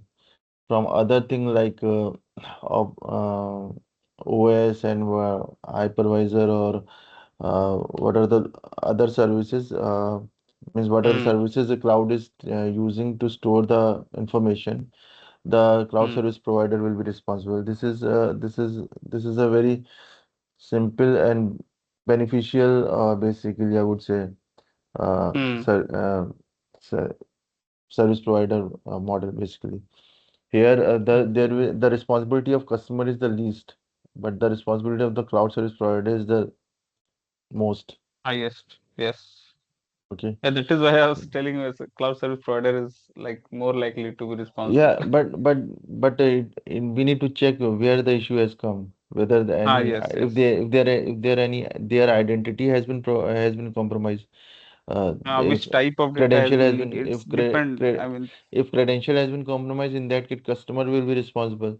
If in case hmm, suppose if it is stored in the Azure and there is a S3 bucket is there, and that by S3 hmm, bucket where all the data will be stored, and it will due to some misconfiguration they have placed it in for open for the public, right?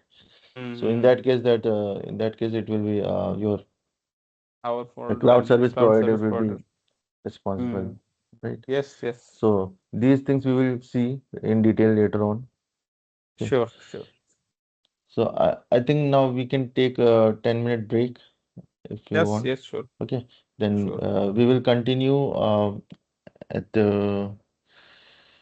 11:50 we will continue. Okay. Okay. Okay. Thank you.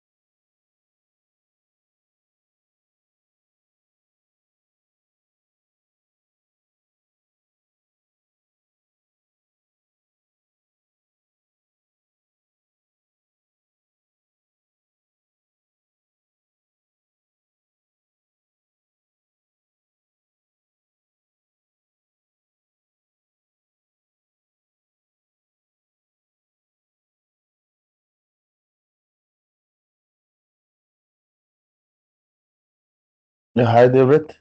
Are you there? Yes. Okay. Can we continue or you want some more break? No, no, fine. Okay, Can fine. continue. Great, great. Then we can continue. So we have covered till compliance. Now Yes. risk management. So basically, risk management is de very deep concept. Okay. So Hmm. everything is, you can see revolving entire security will revolving around the asset and its security, right? Hmm. So So how precisely and how accurately we are doing the risk management, the security of an asset basically depend upon that. Hmm. Okay. So and since security comes with the cost, so we need to basically identify the best uh, security so that it will not comes as or the stakeholder would not think that it's a kind of a burden to them, and also we are able Hmm. to secure our entire assets. Okay, so Yes. this is how we need to basically in this way, in order to achieve this, we have to work and perform the entire activity accordingly. So Hmm. I'm taking example. I'm taking a previous example where basically a man who is having a precious thing gold in their house, and they have basically for securing it, they have secured this. Earlier, they have stored it in the wardrobe, but later on, he has purchased the locker for it. Okay. Okay, so Hmm. now uh, there are many ways to secure it. Now, what other ways are that he can place a guard in front of his door, okay, Hmm. so that and also he can develop a high walls around their home, right? And Hmm. apart from that, they can also have some dogs or Hmm. CCTV cameras in their house, right? So, Yes. you can see here the layers of security has been increased, or he has defined the one by one uh, different layer of security to protect their its asset, right? Hmm. So again, now if the cost of the security will go above the cost of the asset, then would it be okay with the that owner? Uh, No. no, right? Because thing is Yes. that now the thing for which we are deploying all these security measures to protect it, it Hmm. overcost, right? Hmm. Overcost to the asset value, right? So it will be a kind Hmm. of a burden, right? Hmm. So here we have to perform the risk assessment. I mean, so we need to first identify the asset value. What is the value of the Hmm. asset? Okay. So that asset value, in case I'm taking the similar example, so in that case, if he has a gold of worth 10 lakh rupees, or Hmm. suppose if he has a gold of worth 10,000 rupees, so and if for securing that he is deploying these security measures, so obviously it will be kind of burden. Hmm. So so the risk assessment has not been performed properly. That is one thing. Correct.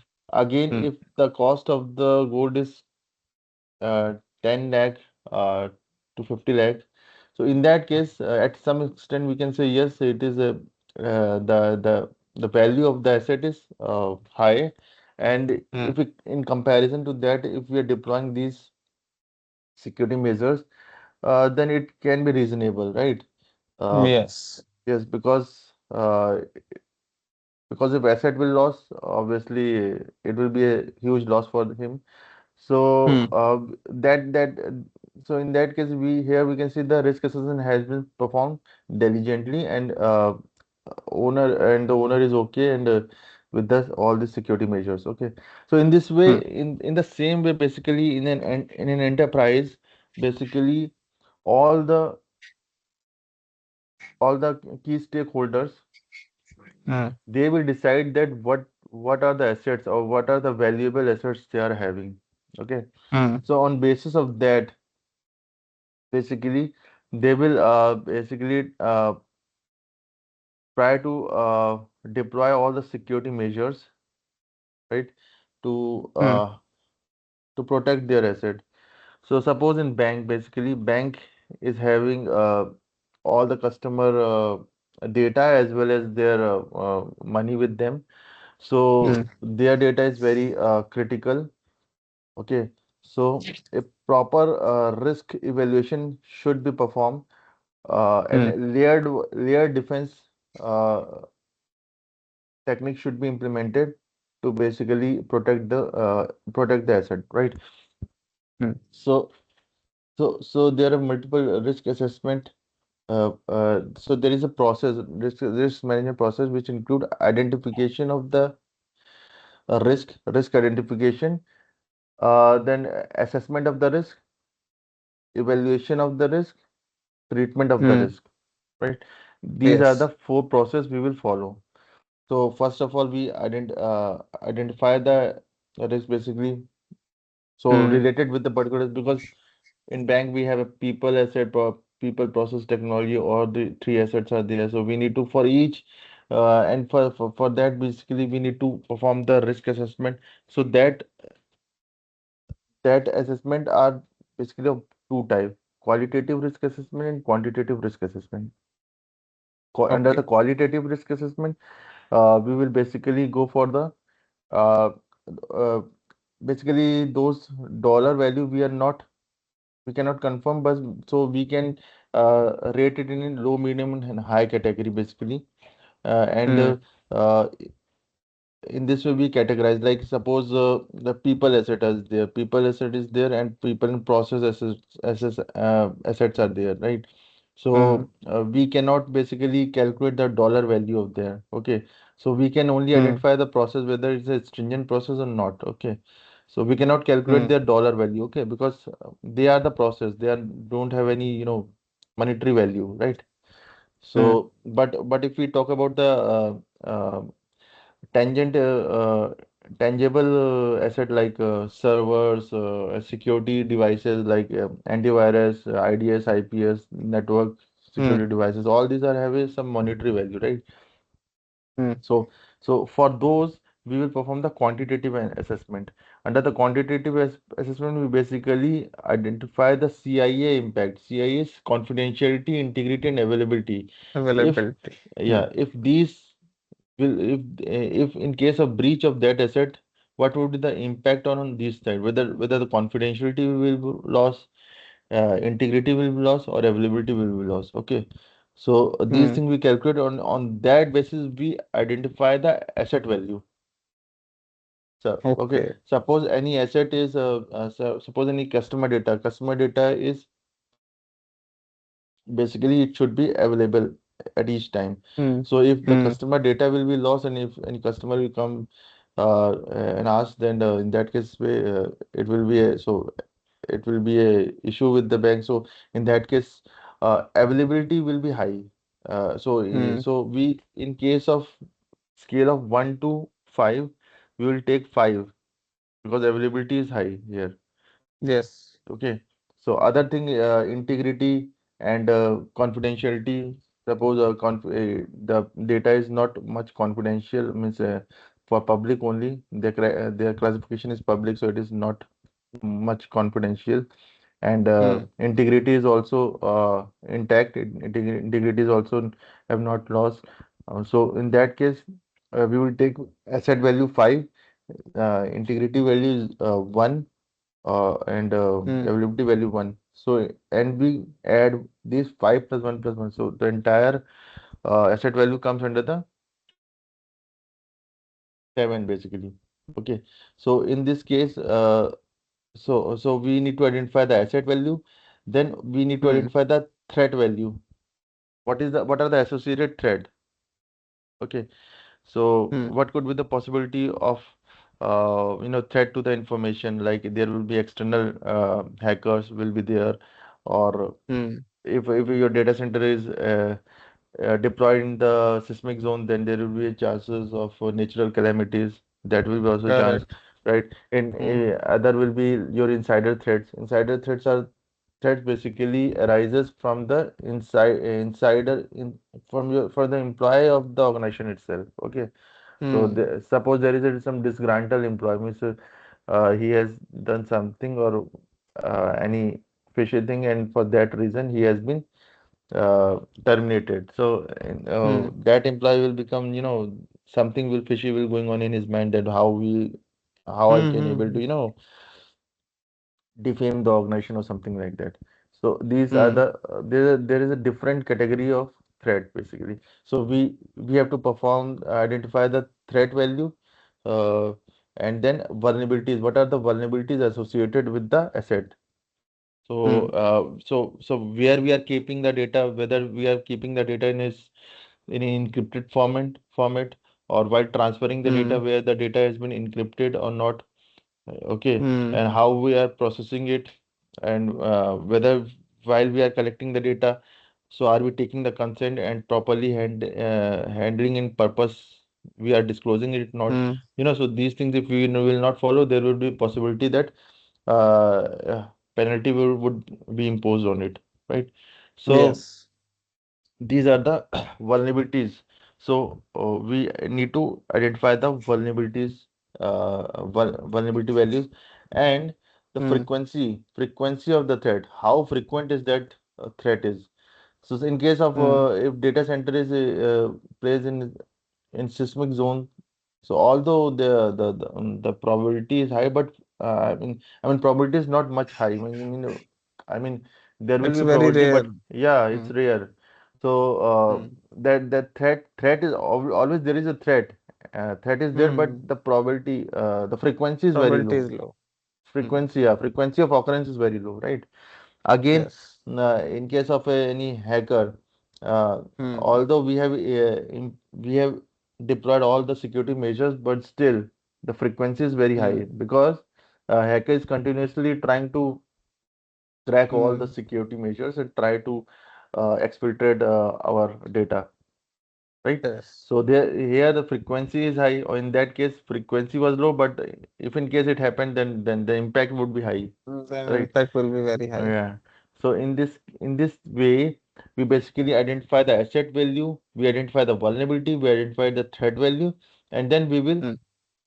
we will calculate the perform the quantitative basis risk assessment. On basis of this, we will prepare the 5x5 matrix, Mm. on which there it comes under it will come under few numbers, and in based on that, basically we classify the low, medium, and high category asset. How we will Mm. calculate that we will see when we will go into the deeper, right? Sure, So sure. how to calculate these things, we will see later on. So it's just an Mm. overview. I'm telling that what are the things which we need to consider while performing the risk management. Okay. Okay. So in this way, we have identified the we have identified the risk.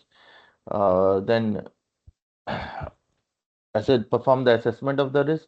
Then Mm. we will go for the next. We will go for the treatment for the during the assessment. Those who comes under the critical and medium classification, Mm. we need to implement the control immediately to mitigate the Mm. risk. Okay.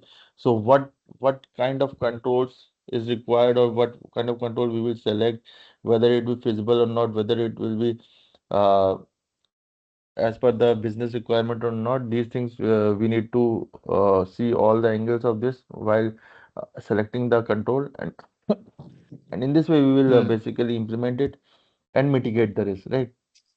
Mm. So that we will cover in the later section basically. So Okay. like we will see in detail how or what kind of control we have, on base on what criteria we need to select the control. Okay. Mm. So we need then after that, after selecting the control, we need to deploy it. So here again I have a question. So suppose you Mm. are an auditor and you are performing an audit, and you have identified 10 vulnerabilities. So, Hmm. in what would be then your next step? Whether you will suggest it or whether you will going for uh, to implement it as a part of their uh, engineering team, where basically. The implementation is their role. Hmm. Once I identify it, I will ask, like, as per criticality, what is your TAT and all, so that Hmm. later when I again do the audit, I will check it, like whether they have done it or not, mitigated it or not. Yeah. So why you are not, since you have identified all the vulnerabilities and you are more aware about these things, so why you will not going to be part of the implementation team? I'm auditor, like, there is a Yeah, role, you are segregation auditor, of so duty. you have a I have to you have. check it. They have to Hmm. do it. Doer checker role. I Hmm. have the checker role. They have to do it. The SMEs. Yeah. So okay. So again, my question is, but why? Means you, since you are an auditor, you identify, so you have a you have a best knowledge of vulnerabilities, right? That where it is occurred, Hi. why it happened, right? These Yes. things are, you are more, Yes.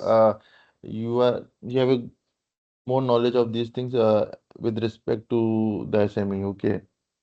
So if you Hmm. will be a part of the that implementation team, then it will be a kind of a help with them, right? Yes. Then why you will not be a part of that as a implementation team?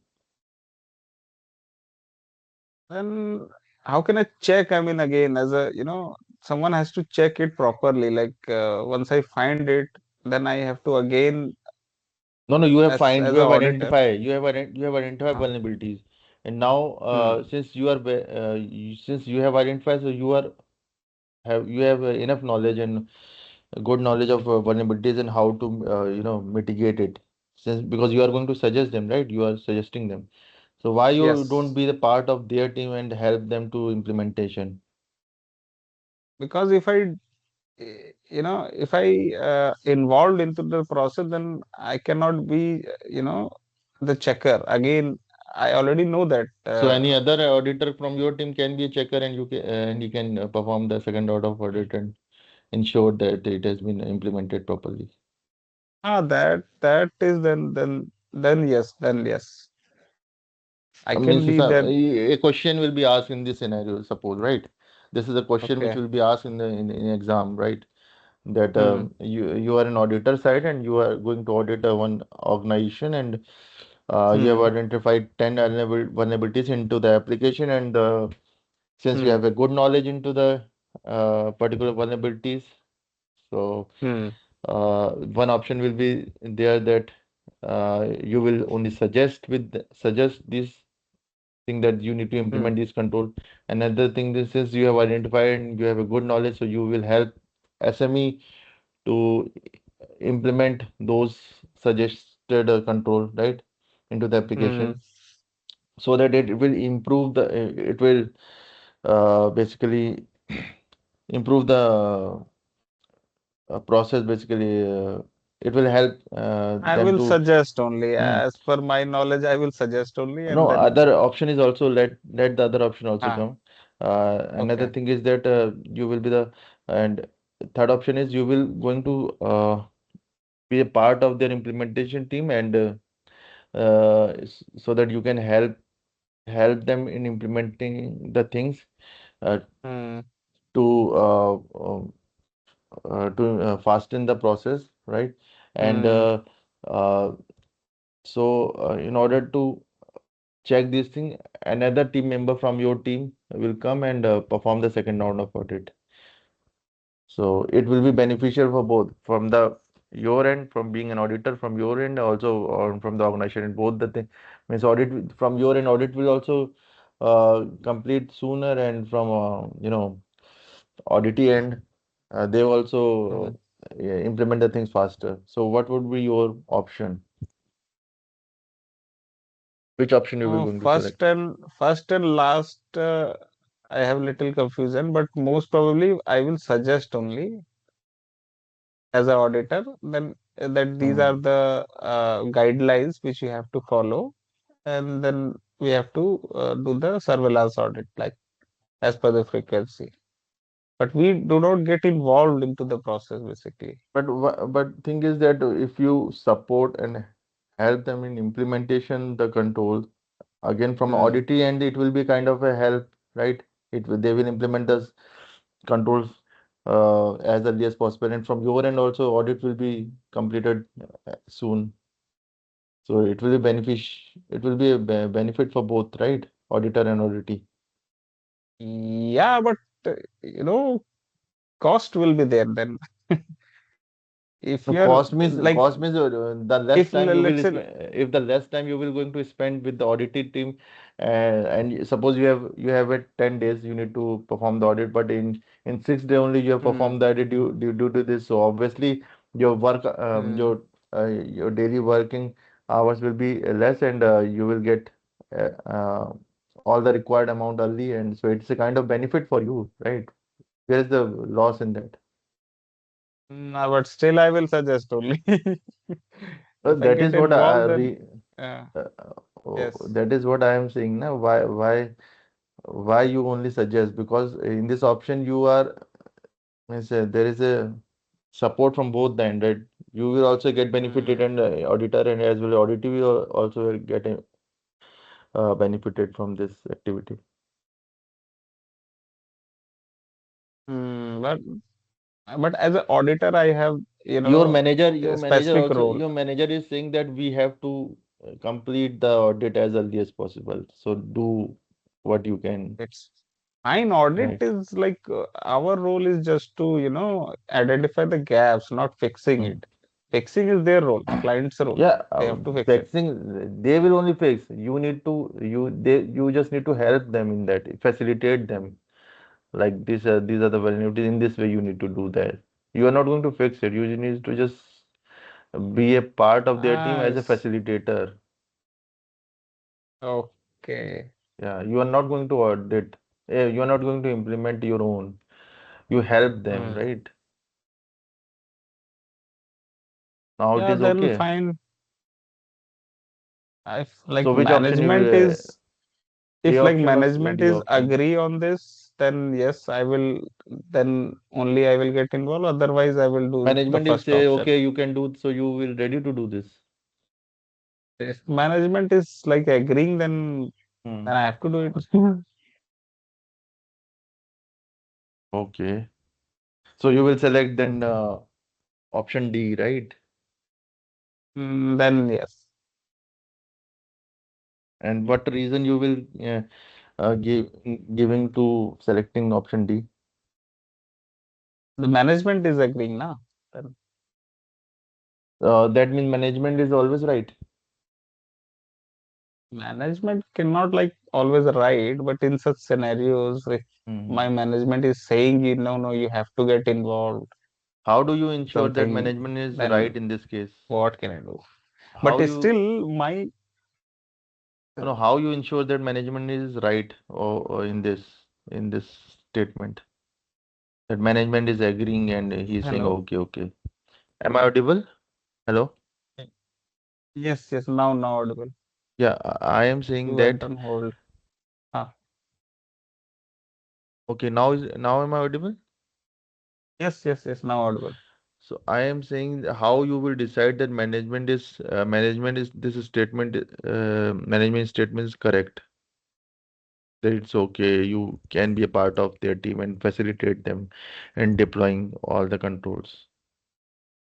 To be honest, I should not. As an auditor, I should Hmm. never get involved into the ground level technical fixing, all these things and all.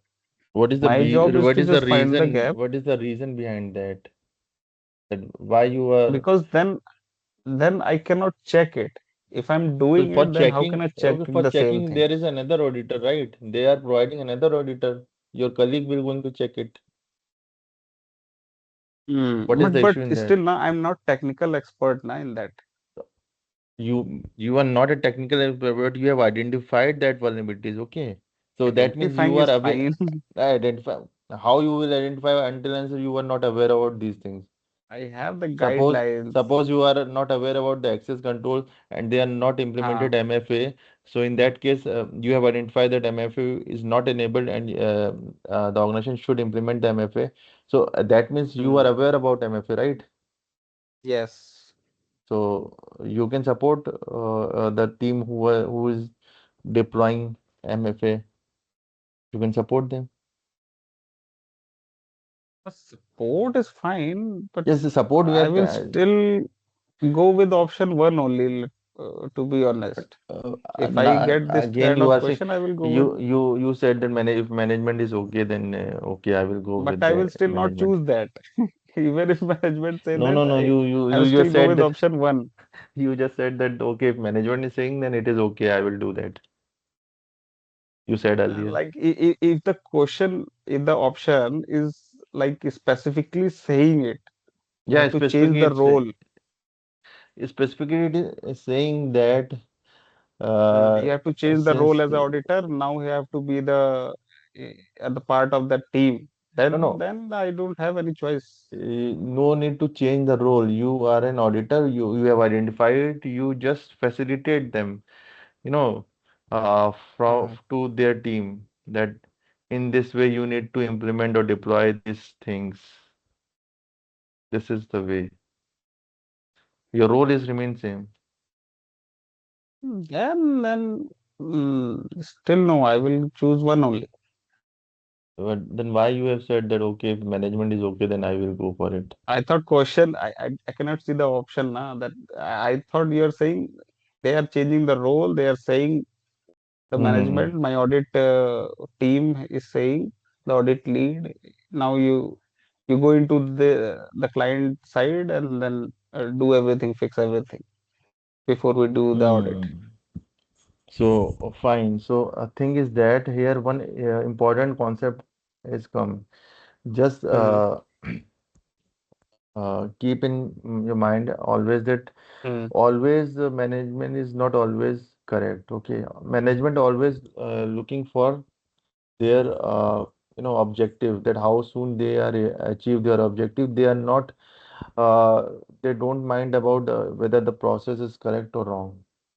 Okay, They will always try to bypass yeah, things. yeah. So if the management is saying that okay, it's okay, you will be part of, you have audited, you have identified the vulnerabilities, but Hmm. it is okay if you will be the part of the audited team and help them to Hmm. deploying these controls. It is okay. Still, Then still in my company also, these things are going on. They are hmm saying you have, okay, you have identified it in internal audit. Now you go help fix them. How? How can I fix them? I have uh, identified. I have suggested that no, no, this is how you internal can audit fix it. is different thing. See, Hmm. internal audit is this different thing. Here the scenario is you are an external auditor. You have visited Okay. your client. Okay, Hmm. external company is Yeah, asking it's to, still same kind of process is kind of same only. Even if I'm an external auditor, I will still mm, not get involved into their side, I mean client side. mm. My So here role is is different. actually yeah. So here is the concept of biasness will come. Okay, if you Hmm. if you Hmm. are if you are if you are checking or identifying something at your end, and if you are your own are going to implement it, you could be biased, right? At Yes, some point. yes. So Hmm. that is the more specific reason that biasness, the audit should be unbiased. Okay. So that Correct. is why either your manager said or anyone said, so you just straightforwardly denied the no, sir, I cannot Hmm. be the part of that team because Hmm. it's again the audit methodology. Okay. Hmm. So it's a Ethics cons something. yeah, audit ethics, it will Hmm. not count. It will not allow Yes. me to do this. Okay. So Hmm. again, if so, cannot be part of audit team, and you just Hmm. only suggest them, refer Hmm. them. Hmm. You cannot Hmm. implement it or be a part of their team. Okay. So the Yes. concept of biasing will come. Hmm. Now again, here one question I'm. coming in my mind. As Sure. you said, in your organization, it was an internal audit. In internal audit, they have asked, right? To you have Hmm. identified that you can suggest them or part of Mm-hmm. to mitigate. So basically, internal audit there is a big difference actually. Internal audit it is for your organization and Haha, yes, yes, I right. got it. I got your So point. yeah, in It's your my organization, organization only. yeah, it is internal, right? So Ah. uh, although it will be part of the process so that they are uh, getting the things ready for the external audit. Hmm. Okay. Correct, So correct. being an internal auditor, you have identified, and you can, in that case, you can sit with the engineering team or respective team and can suggest Hmm. and help them to mitigate or implement the control and mitigate the risk. That is okay. Mm-hmm. But if in case any external auditor come and they are Hmm. doing this, so in that case, and again, there is another case Hmm. in front of external auditor, you do not pretend or do not perform these activity in front of external auditor. That you Hmm. being an auditor, you are identifying and also you are helping them. No, never do Hmm. that like this because it will come under their Yes. observation. Okay. Okay. Yes, yes. That's why. Yeah. That's why. If you're so if you're even though you have done this, just ignore it in front of But we external should auditor. never tell. Yes. Yeah, you Hmm. inform them that there is a different team. My work is there to identify, and there is another team who is implementing. Hmm. Okay, and Correct. and another We thing are is that just taking you, follow-up till yeah, closure, yeah. So till we never receive the do, kappa. yeah, never do these things or disclosing these things to the external auditor. So this is Hmm. another this a good concept basically, or question can be built on it, right? Yes, yes. So So these type just of scenario-based question will be there, na, in the yeah, exam. yeah, definitely. Okay. So you can see the environment is the same, just scenario has been changed. That in earlier it was Mm-hmm. external auditor, now you are an internal auditor. So if people Hmm. are not aware of these things, then then Then they in can choose internal, the wrong. yeah, then internal audit, actually internal auditor, at some extent it is okay because it's an internal team. Yeah, right. You are identifying the bugs in your house only, right? So it's okay. Uh, so that you will be getting ready the things for the external auditor. So it's okay. It work. Hmm. But here the concept of role control RCM will come. Role conflict matrix actually is this comes. Role, which one? RCM, role control. RCM? Yeah. So basically, a role should not be conflicted, right? Since you are an internal auditor and now you are internally suggesting them or helping them engineering team to implement the things. So there will be Hmm. a role conflict will come, right? So this should be, Role conflict matrix. yeah, these things should Matrix. be avoided basically, Okay. right?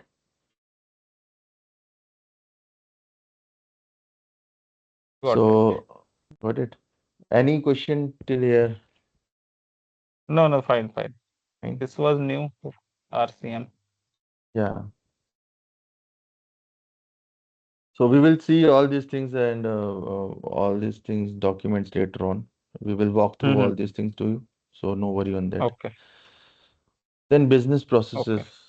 Next is business processes.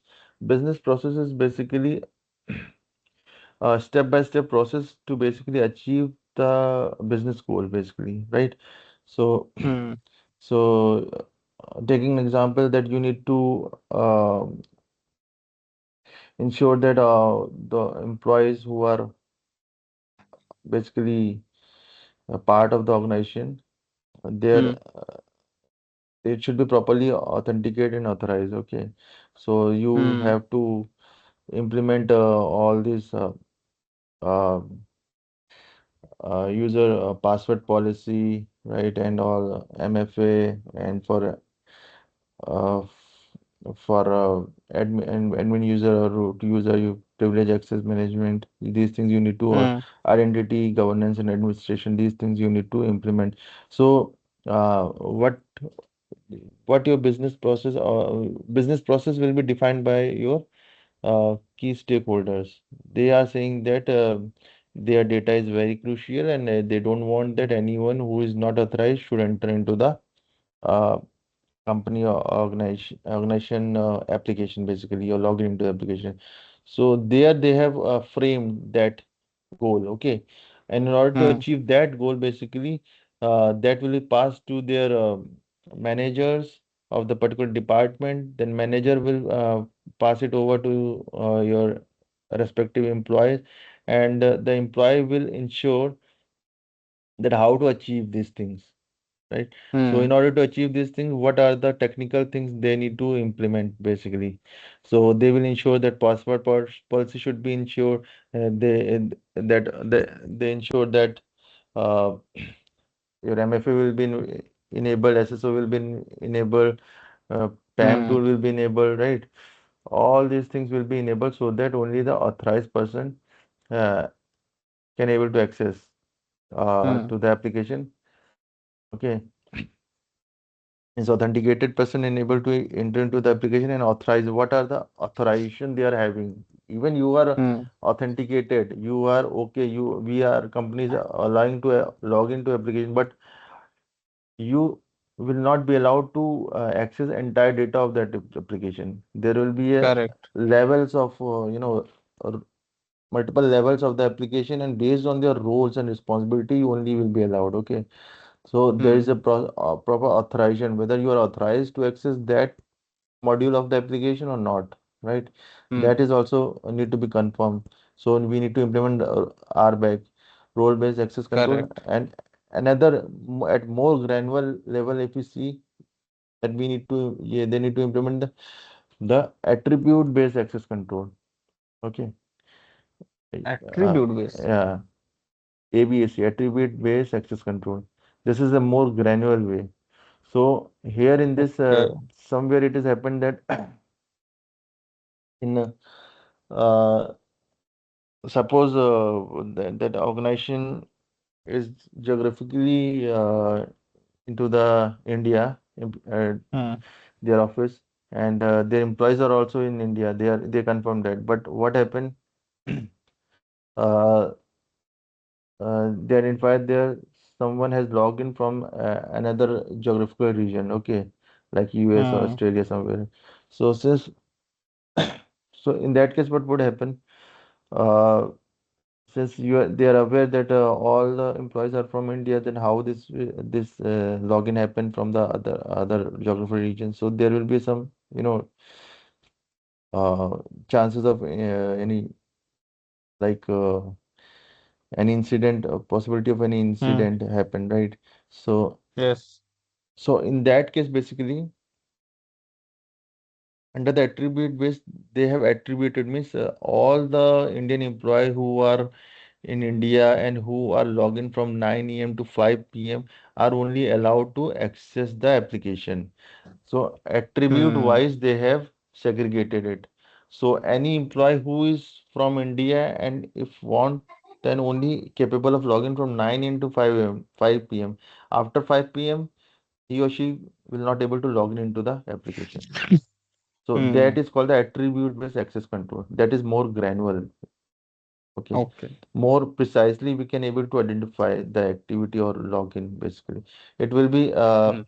applicable in majorly into bank where or critical infrastructure where uh, critical assets are there.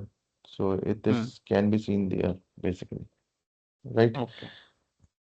So so business process is basically derived from the stakeholder uh, Hmm. and all other management will work on to the achieving this business goal by this drafting this business processes basically. So how to Hmm. implement MFA? That is a separate process. How to implement how to draft a uh, password policy? That is a Hmm. different that is a different process, right? Policies and Hmm. procedures, right? So these things. So each step for each small steps. we need to basically can be defined as a process to achieve the particular goal. So there are Hmm. n number of process can be involved in a particular department. It depend upon the complexity of the organization, right? Correct. So Hmm. we will see uh, in detail about the business processes in later Hmm. section. Okay. So any Okay. question till here? No. Okay. I'm not going much fast or something. No, Everything no, is no. Perfect. under okay, understood. Yes, Okay. yes. Hmm. Great.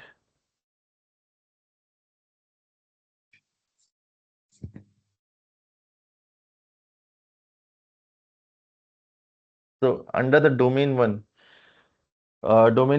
teach about how to plan audit, how to collect evidence, how to evaluate control, and how to prepare report.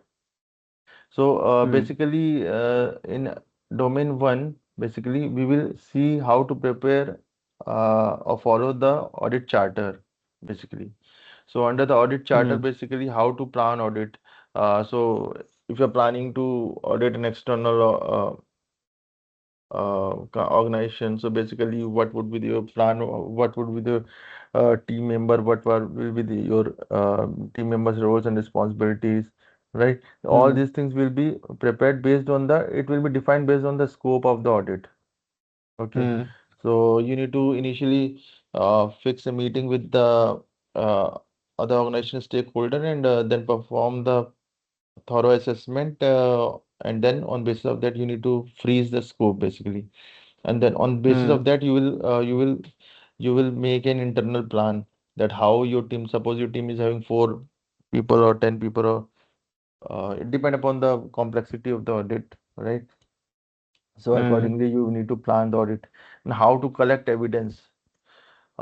So since if you are following ISO 27000 2022, so basically it has a very vast uh, you know controls. uh, Hmm. 93 controls are there, right? Yes. So for that, basically, obviously, it is not possible if you are going to audit any, you know, processing like mechanical organization, you have chemical organization, right? So they have Hmm. a very complex process actually. So Hmm. a single auditor cannot handle all these things. So you need to delegate all the responsibilities to your team members, and which person will collect or based on which control. These things will be planned accordingly. Okay, so Hmm. these we will calculate, and how to evaluate control, how to basically evaluate control it. Again, it depend upon the complexity and Hmm. how to prepare a report. So these things will be basically covered under the domain one, right? Hmm. So under the audit planning, we define the audit scope, audit objective. What is the audit scope? As I said, we need to uh, fix a meeting with the stakeholder and freeze the scope, right? Initially. So Hmm. how to perform, how to identify the scope, then audit objective. What would be the objective of the audit? Means what type of audit is basically it's a basically like infrastructure security audit, like which can be having ISO 27000 based on ISO 27001 framework, or if it is Hmm. related with the financial audit. So whether it can be a type of a SOX audit where IT general control or application control can be tested, or it will be Hmm. PCI DSS, right? Or it will be a data privacy. Hmm. So all these things Privacy objective will audit. be, yeah, all these things will be identified after um having discussion with the client. Hmm. Then risk assessment, we have seen. Then how to perform the risk assessment in detail. Yes. We will later on we will discuss. Then audit criteria. So on what criteria basically we are performing the audit. So Hmm. that will also we need to look basically. So an audit criterion, audit program, how basically we deliver and how we present it to the management once audit will be done, how reporting will be done, uh, and what are the remediation process. All these things will be recommended Hmm. and explained into this audit program. Okay. Okay.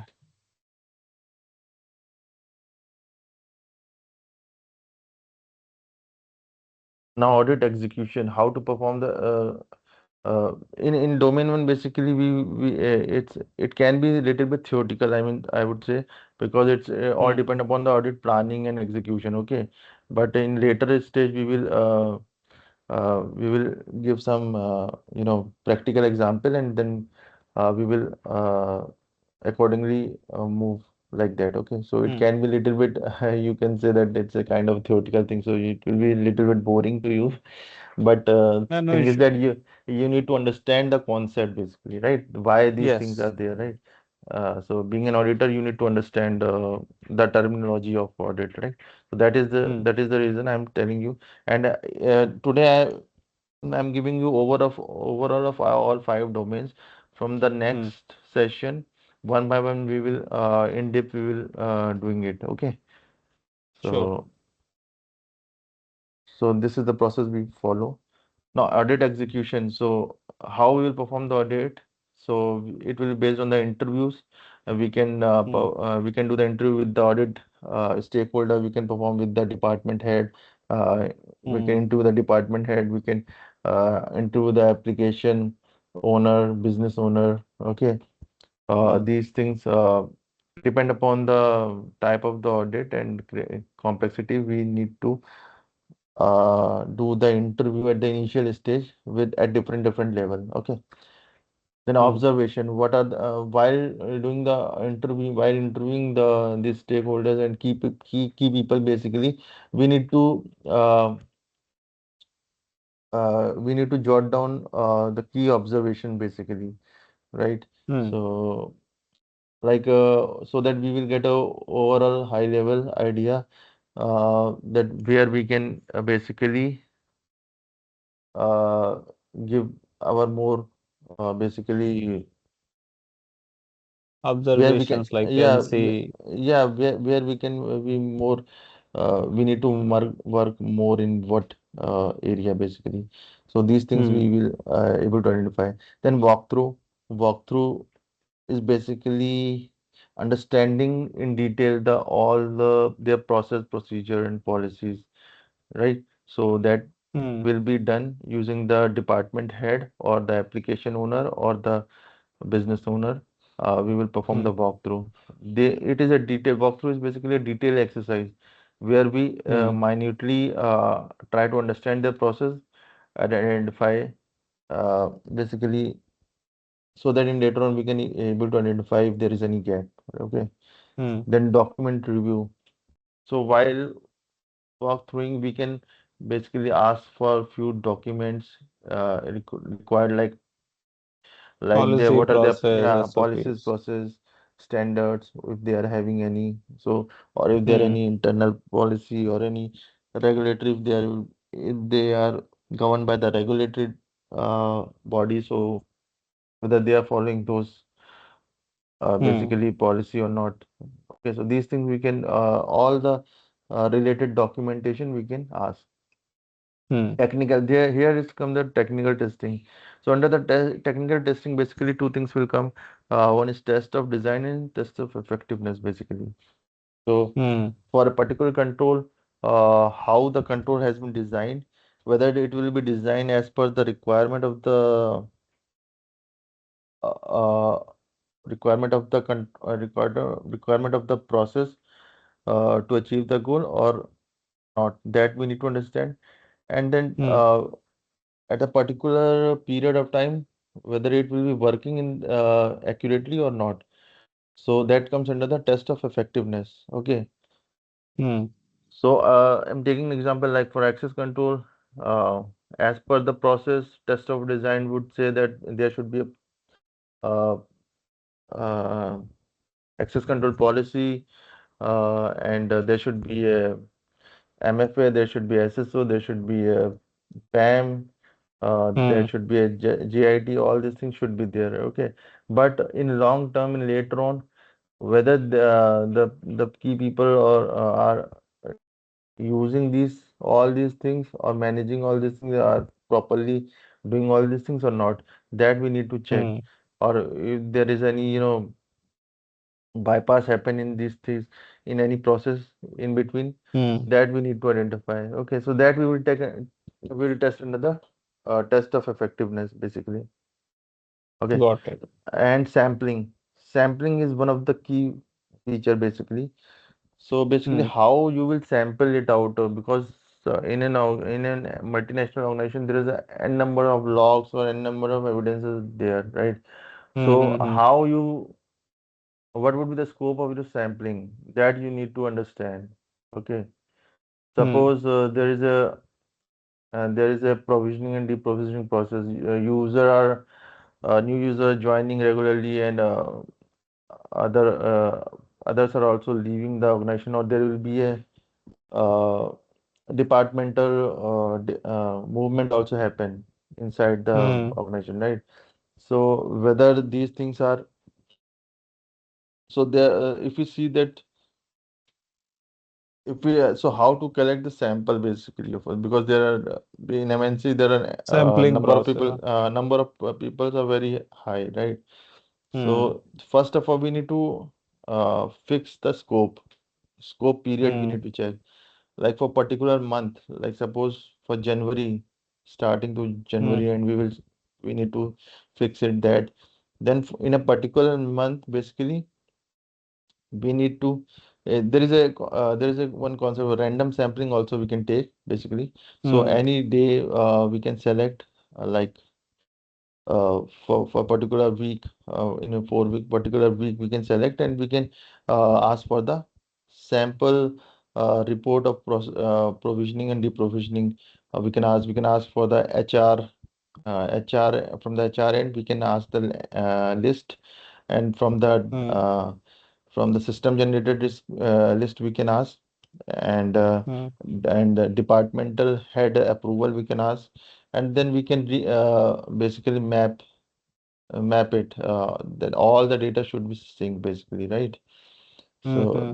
because we need to check whether the basically suppose in case of termination basically all the assets should be means their access should be revoked at a particular Hmm. day, or it has happened or not, or there could be possibility that there is a dormant account means ghost account is there, like they are still there means suppose any person is has left from one department to another, so their account has to be revoked in that particular previous department, but that account is still active, right? Hmm. So that is called the excessive privilege, excessive access basically.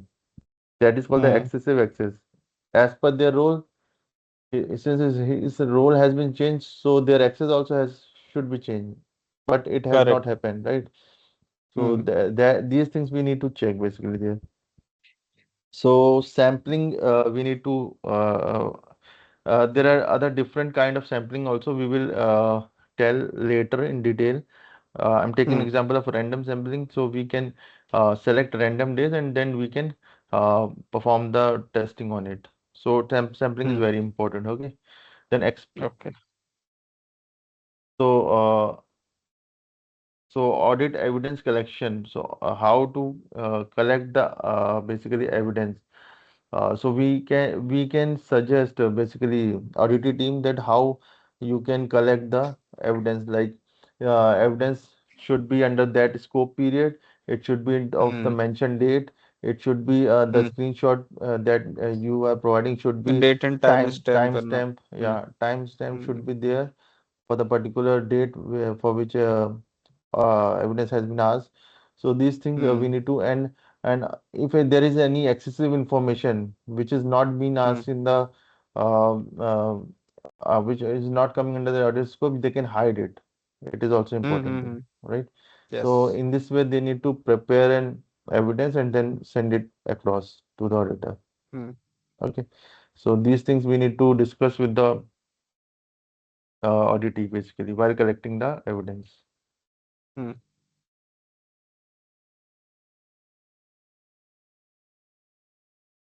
So what are the audit evidence characteristics? So characteristic of evidence should be it should be reliable, Hmm. relevant, sufficient, appropriate. Okay. So reliable means uh, whatever we are asking, it should be related to that, and it should be reliable means it's it's it is as per the requirement of the Hmm. what has been asked. Okay, that is called the reliable. Relevant means for the particular date if we are asking, so it should be of that particular date and under Hmm. the scope period. Sufficient, it should be sufficient. It is very important. Sufficient means if we are asking for a particular date, it should be a particular date, and if we are asking that it should be timestamp and date and timestamp, it should be same. And if it has any excessive information that has to be hide. That is one Hmm. important thing. So because we don't require excessive information, right? Hmm. Being an if any auditor is collecting excessive information, then question can be raised why you are asking why you are not why you are collecting information which is not required, Out right? of scope. Hmm. Yeah, that is out of scope because in financial sector it is very important that only the ask information should be delivered, not Hmm. any extra information, access information. Okay, that is very Hmm. important point. This sufficient, appropriate. It should be appropriate. Okay, so Hmm. appropriate means if we are asking that it should be time spent and time and date stamp, so it should be time and date stamp. It is not like that you are Hmm. providing us without. It is having date, but it is not having time stamp. Hmm. So Hmm. that is not appropriate ones, right? So that is important thing. Examples Hmm. are logs, policies, screenshot, access list, and tickets. So logs again, for the privilege accounts, their activity Hmm. logs can be Hmm. as per the requirements. Evidence. Hmm. Yeah, policies. What are the related policies? If auditor is asking, they should be provided the same.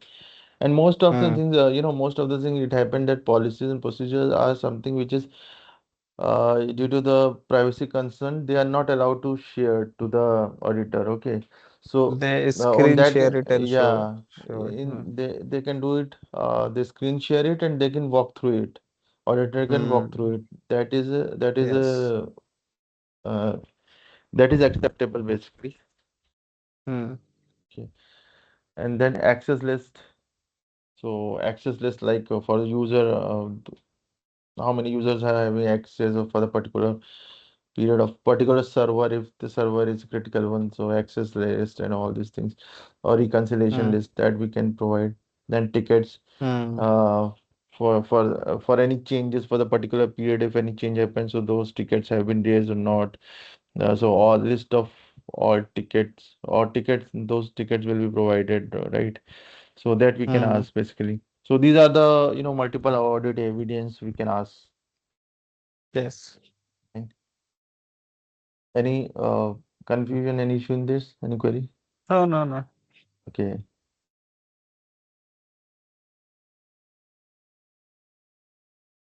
Now audit reporting and follow-up. Hmm. So there will be audit finding structure, like what are the conditions, criteria, cause, effect, recommendation, then discuss follow-up for audit. So what are the conditions, on what conditions you have performed the audit, right?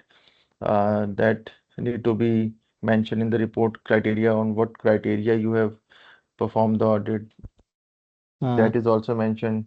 Causes, what are the causes and effects are there? What are the root causes or remediations? Uh, uh, Recommendation, what you have mentioned, like uh, sometime it happened that whatever we have suggested, auditor suggested, not possible for them to implement those Hmm. controls. So for that, basically, we can ask for the business justification that why you are not able to implement that, and if they're saying that their policies are not allowing or that. So in that case, to minimize the risk, we can go for the compensating control.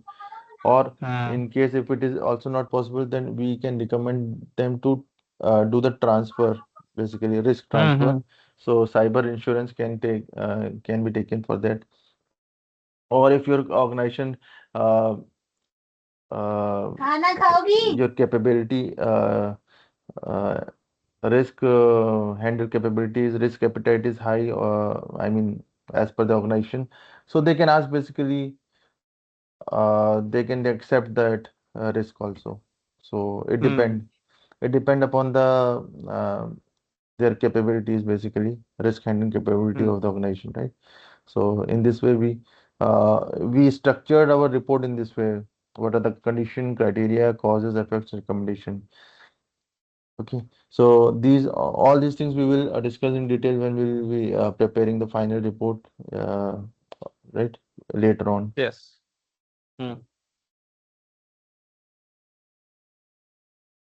So it's a case study for the domain one, like inactive user accounts remain enabled, right? So what would be the risk associated with this? So if an inactive account is remain enabled, then there is unauthorized access. There will be possibility of Hmm. unauthorized access, and then in that case, basically, there would be chance of breach of information. So being an auditor, you can recommend it to user automated user deprovisioning tool we can use. Hmm. So we have a identity governance and authorization tools are there, like Okta or Azure AD. We those Hmm. who are having a capability to automate this provisioning and deprovisioning, and then we can implement deploy those tools and mitigate this risk. Okay, so this Okay. is one of the simple case study. It is mentioned here. In detail, Hmm. we will cover when Yes. we will move ahead. Okay. Hmm. So domain two, I think we should take a break of 1 hour lunch. Okay. Ah, yes, sure, sure. Then we will connect at 2. Okay. And then we will continue Okay. domain two. Okay. Okay. No Okay. issue. Thank you. Yes. Thanks.